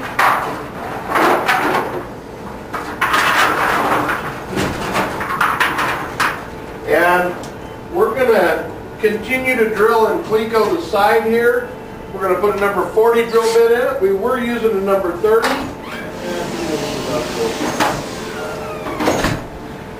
And this is Gary Johnson. He's our quality manager. So when you see all those stamps on these parts, that's because of him. And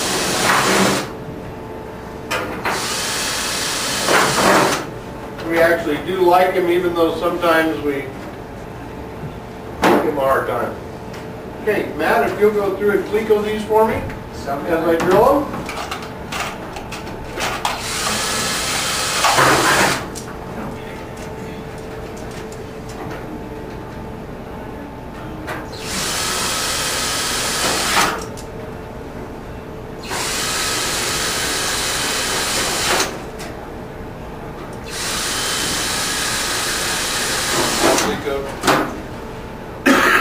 least every other one.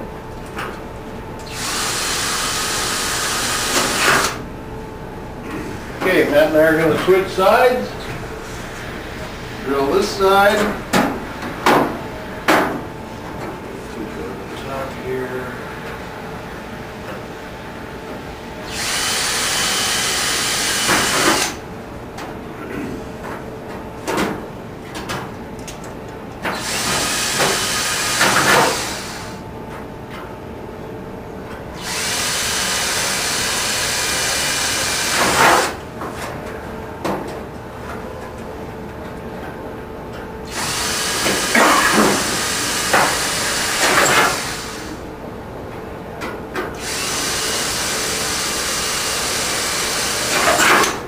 Okay, now that we've got all those drilled,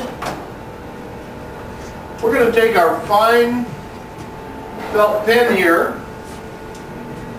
We're going to mark everything that overhangs. That's just one of those, make it look pretty, and we're going to use a pair of tin snips to trim this off and a file to file it.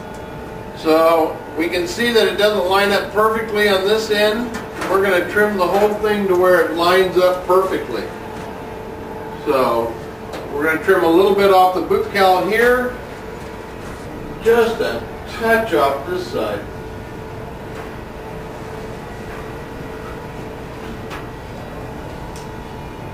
Because each one of these are different, you end up having to do a little trimming. For a boot cowl installation, this is very little trimming. So do you have a ruler up here? Let's grab a ruler so I can shut it off for a minute.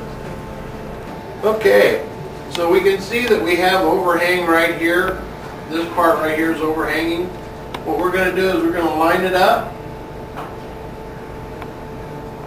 and we're going to mark it and trim this little bit of material off.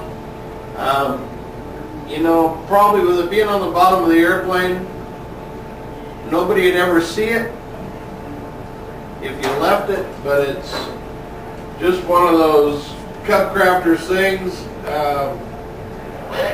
Somebody's going to see that sooner or later and see that it doesn't line up, and it's worth it for us to take the time to make it line up. And I think it's probably, for a pride sense, worth it for you guys to make it line up too. Anyway, so now we're gonna uncleco this. The tunnel. Allow us to go trim it. We know it's going to go right back on exactly the same way as it is now, because we've got the holes match drilled.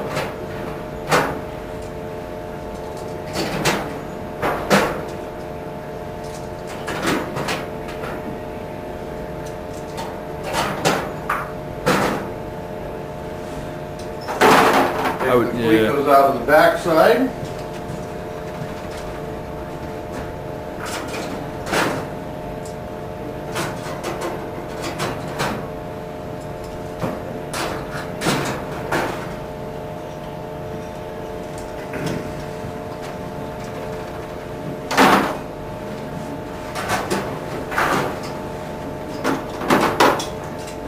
Okay.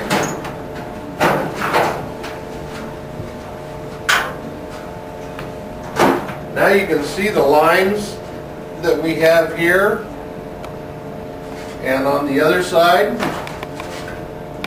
We're going to trim that whole line off, and actually I'm going to mark this side. I'm going to take our ruler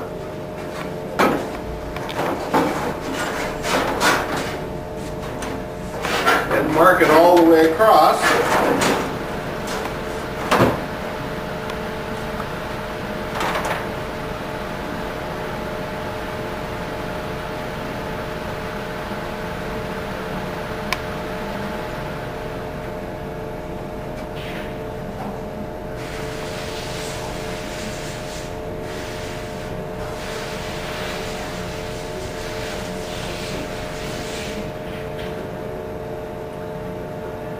so that it fits perfectly.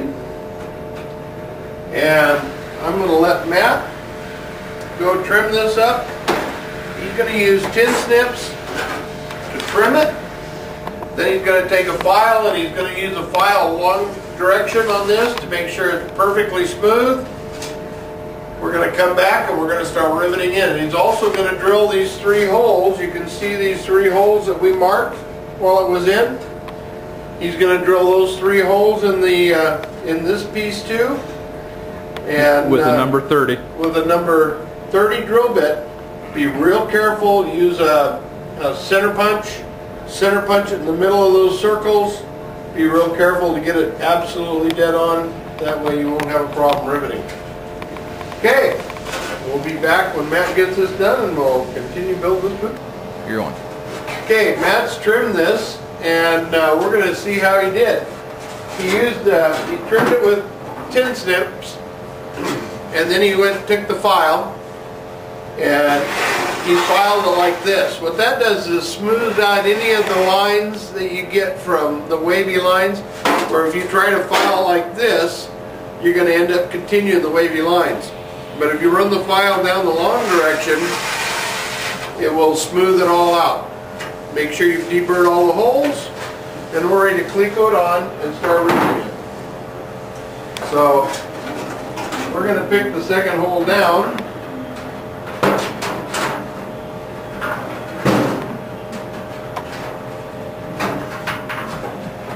Put cleco in it. Another one on the other side.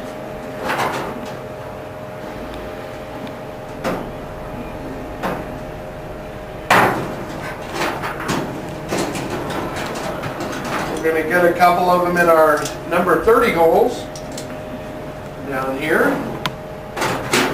Oh, Mike. Gary John's here.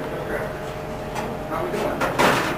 I'm wondering if you have an availability next Tuesday, March 3rd.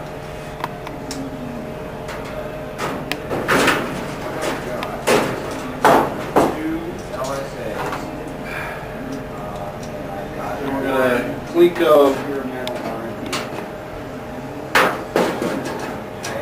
Put about 3 goes on each side.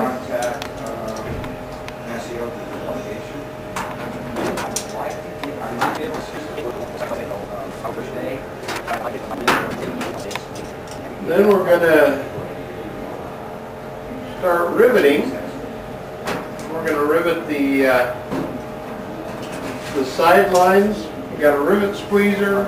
We're going to use MS 20470A3-3 rivets on it.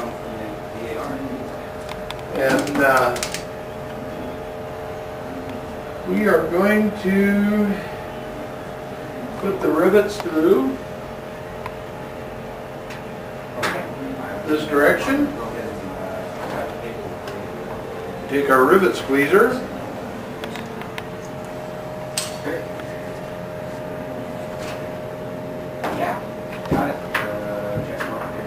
Make sure everything's tight. Squeeze the rivet.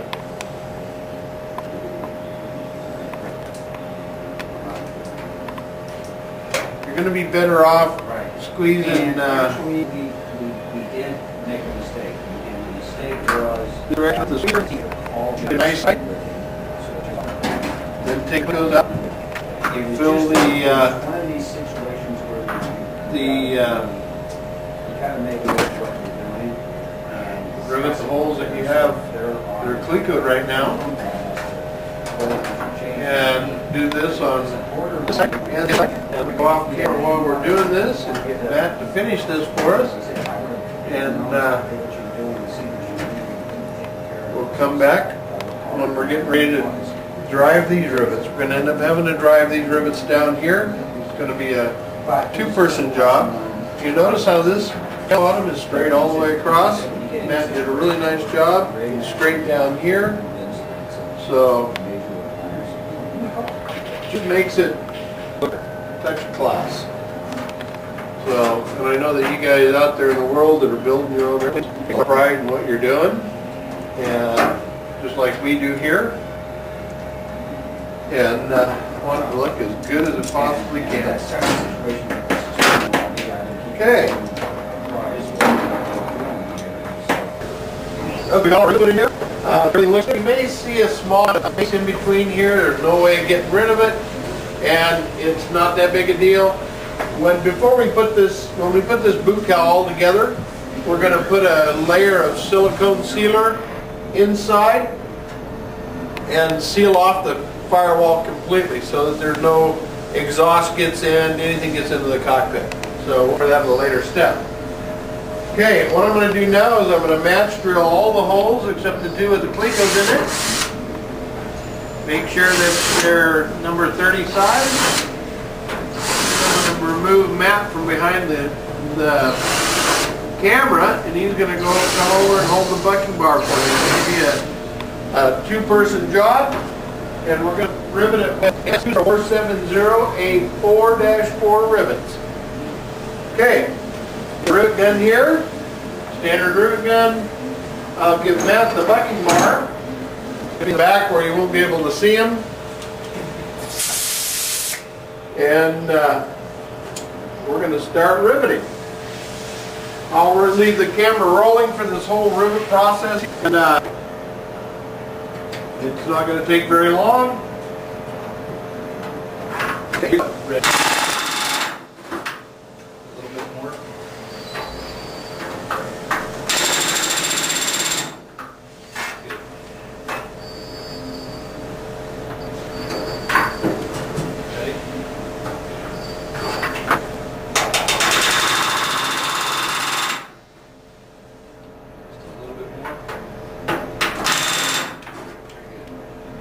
You'll notice that Matt is pushing out. I'll push the rivet in the hole. He pushes it back out at me. Let me push it in. I'll just set it. Okay. He'll push it back out at me, and that actually lets me know that he's on it. We go with it and start.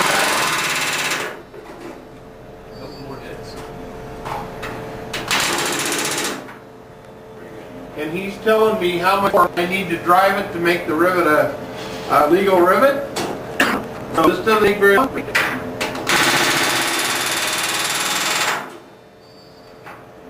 That's good.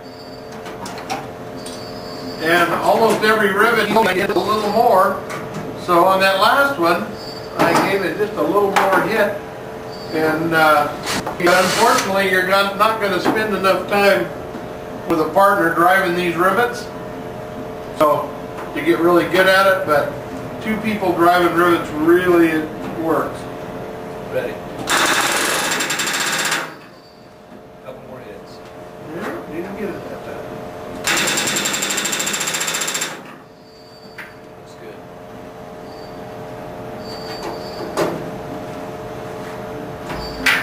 Ready.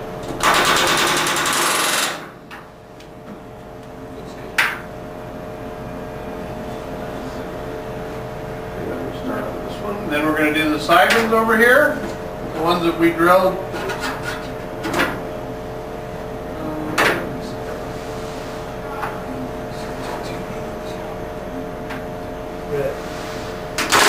Whoa. The tail bend. Okay, let's go to the next one. Matt's going to drill one of those out, tail bend over. So if you have a rivet that doesn't look right,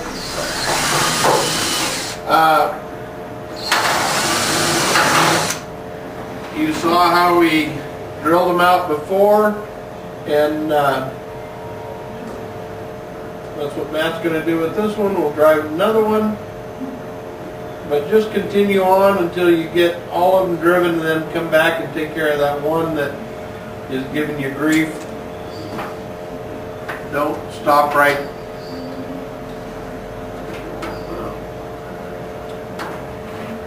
Just a little bit of an angle. Let me drill it. Let me drill it in a little more.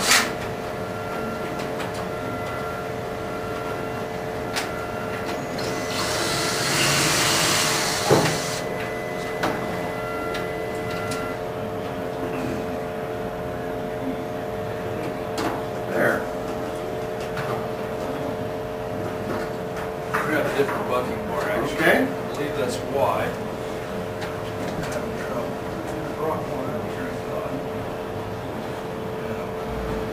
Okay, Matt's gonna get another bucking bar, and we're gonna turn the camera off for just a second. He'll be back. Actually, leave it rolling, because while you're down doing that, we have 2 more rivets that we need to put in.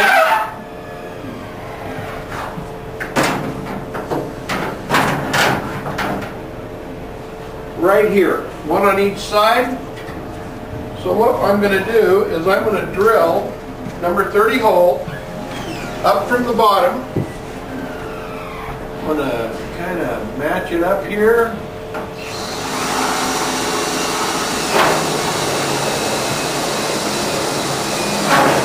Drill that hole.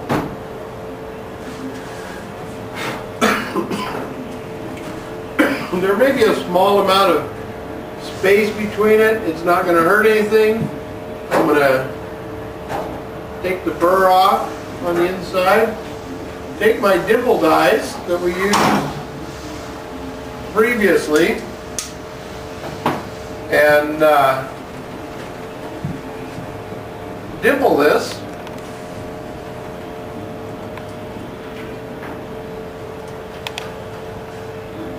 You're going to want to do this on both sides.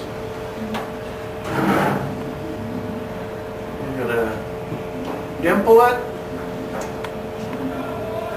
and then we're going to go through and squeeze a flush rivet back in it. So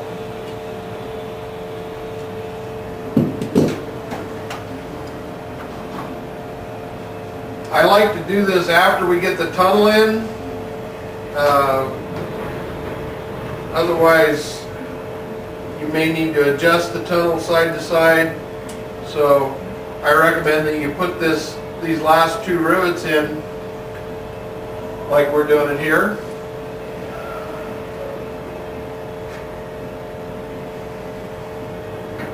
Flush rivet in, capture it, push it up, squeeze her in. Very good. Okay, do that on both sides, and that'll finish it. You'll see that it leaves just a little bit of a wrinkle right here. Difficult to get out on these sides. Maybe we could have taken a little bit of material back this way, making sure that we end up right here. Would have solved it a little bit. It's really kind of a moot point. The cowling covers it all up. You'll never see it anyway, but and you can massage this, bend out just a little bit right here and bring everything up flat. Okay. We're going to continue riveting this. Matt has drilled out this rivet, and we're going to replace it. He also put a cleco right next to it, so we're going to continue on. Okay, ready? He's ready. A little more?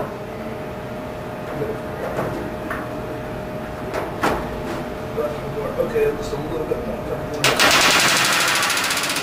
Good. Okay.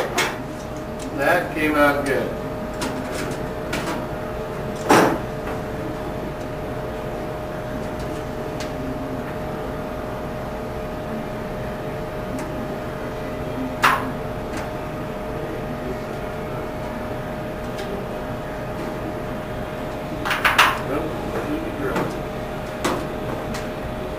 Remember, your partner holding the bucking bar is committed as long as the guy running the gun is pulling the trigger, because if you back off with your bucking bar, he's maybe going to damage the sheet metal, not knowing that you've taken the bucking bar away. That's correct. Okay. Ready.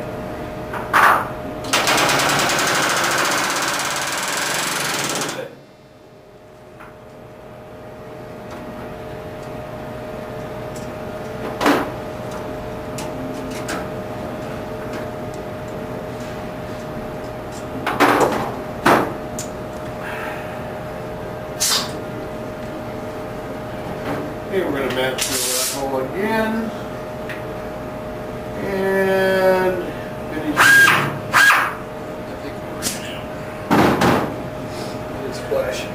That's alright. Let's go ahead and drive the rivet.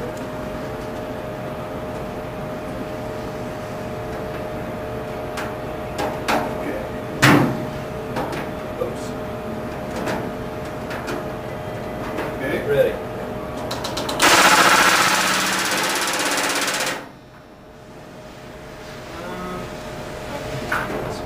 Okay. Okay. Well, we're done driving the rivets. The only thing left to do on this boot cowl is to put the door in.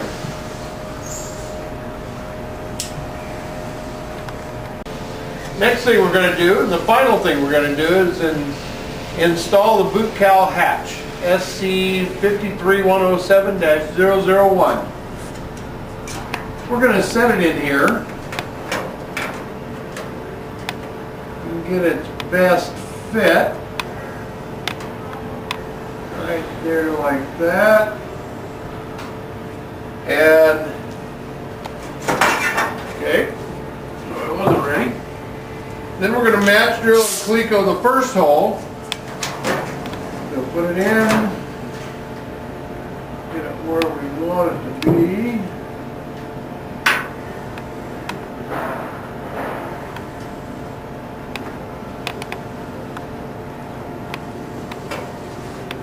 Drill it.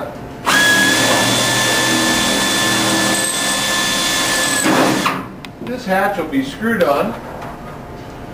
So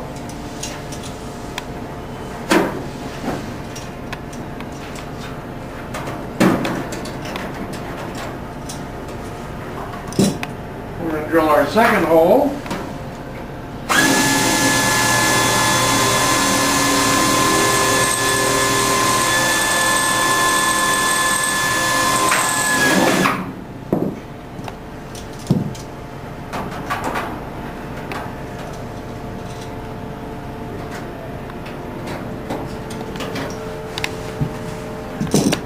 Then we're going to drill these two holes, keeping the hatch flat with the firewall the whole time.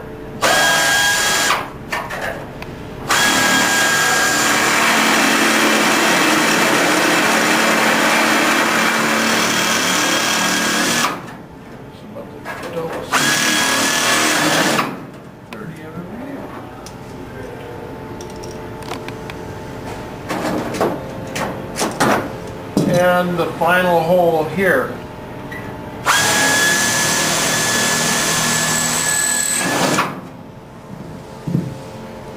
Okay. Now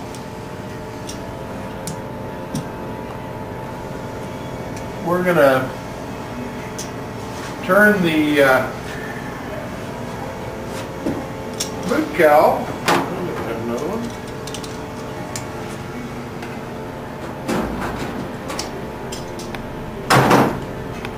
Actually, I take that back. We're going to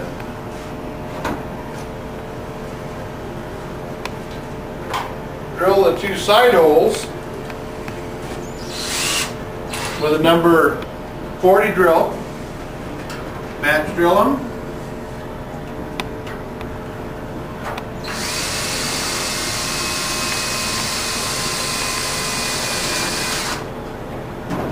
Put a cleco. And this hatch is designed to come off so you can get in and service the backside of the gascolator underneath the front of the firewall. So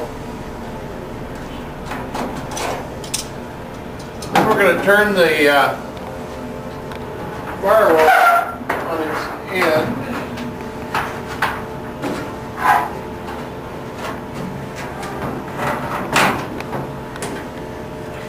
And drill these three holes right here. Matt's going to come over and hold the back side of that while I do that.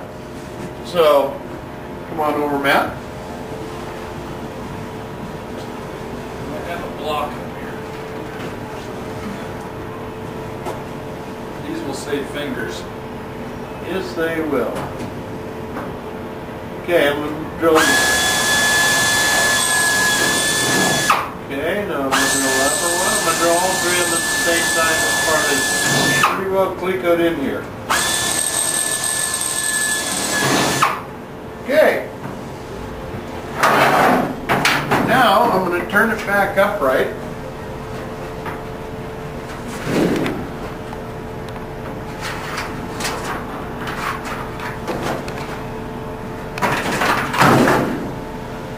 Take all the clecos out.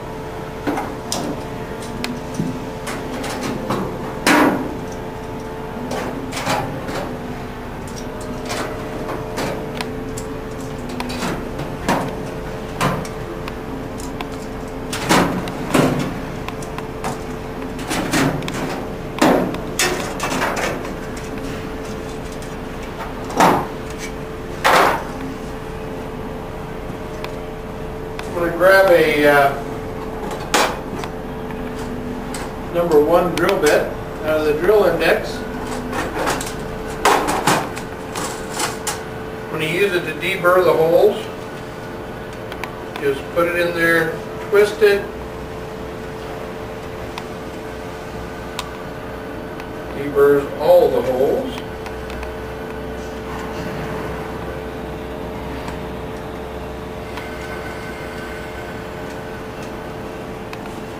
Okay, I'm going to make sure, next thing we're going to put on is a Tinnerman. It's A1785-6Z-1. This goes over the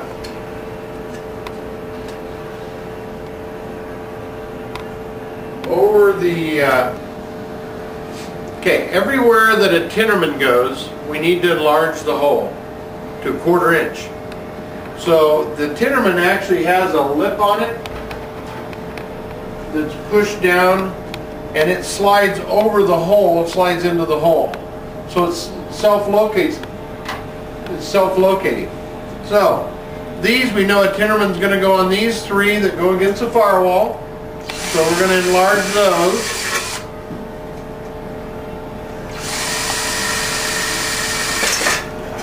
Don't do that.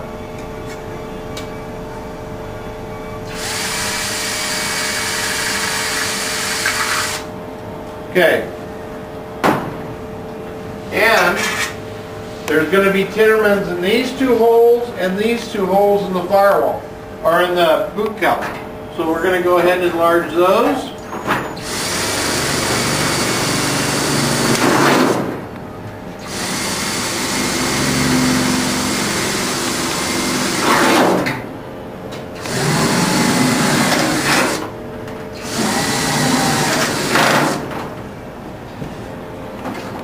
Make sure we don't have any burrs on it, and we're going to install our Tinnerman nuts.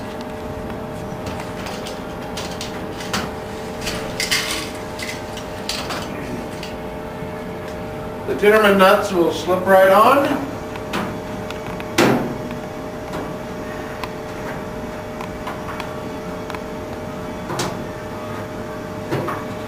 Right into place.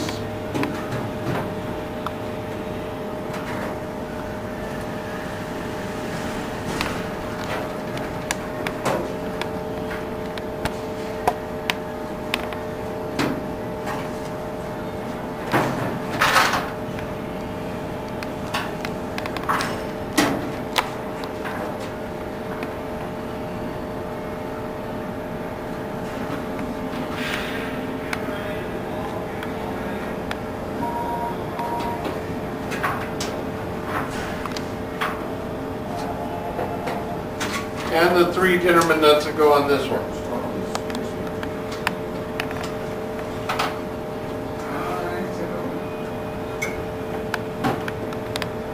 Make sure this is cleaned out that hole that you saw flying around here.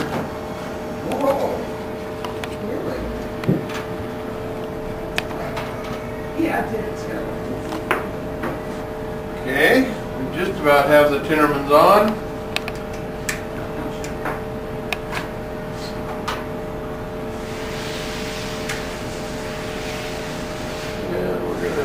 set this back in the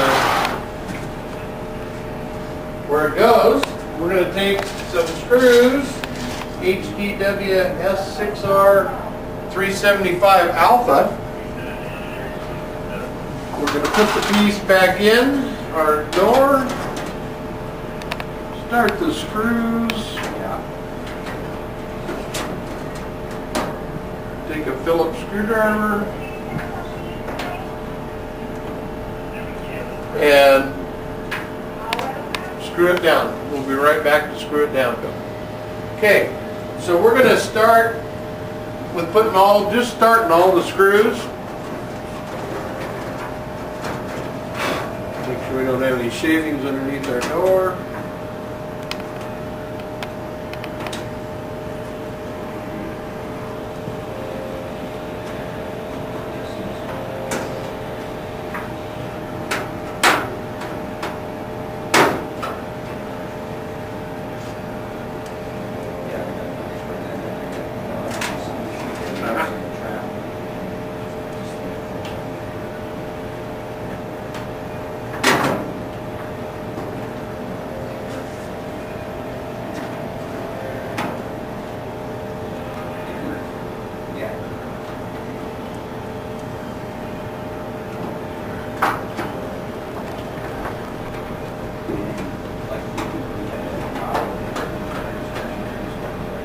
Screw it down.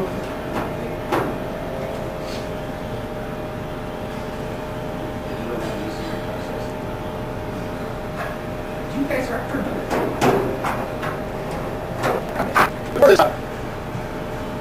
This door will go on the airplane. One of the things that we want to make sure that fits perfectly is this lip right here. Matt will take this lip and he'll mark it and he'll trim it off so it's perfectly flush. Again, the only time you'll see that is when the cowling is off the airplane, but we're going to trim it anyway. So now we've got all of the screws in, tightened up, our door fits nicely. We have 2 more screws to put in. These are AN 526 C632 R6 screws and nuts. And it checks the stations that are affected. We'll go through and we'll drill another number 30 hole through these 2 holes that we match drilled to the 40.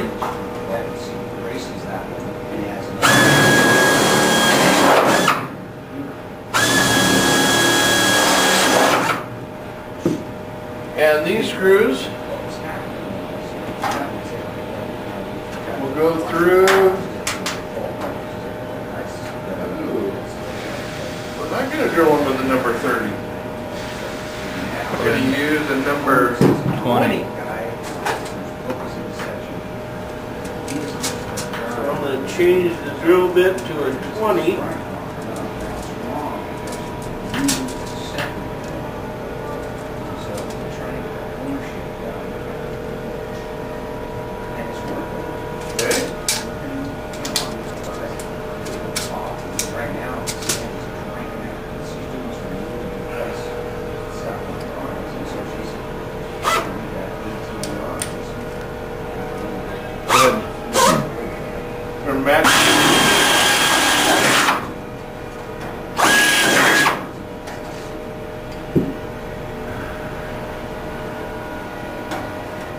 Screw will go through,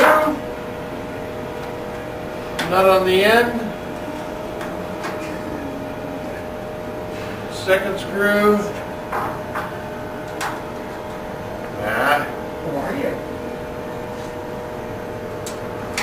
second screw, nut on the end, tighten those up, and your boot cowl's completely done. So for trimming this off and tightening these up, the boot cowl's done. So, well, I hope this video has helped a lot. I think that if you follow the instructions in this build process, that you shouldn't have any problem at all building this boot cowl, and it's one of the harder things to do in your carbon cup kit. And this one came out really nice, so I don't think you guys are going to have any problem at all. Thank you, and we'll do more video builds in the not too distant future.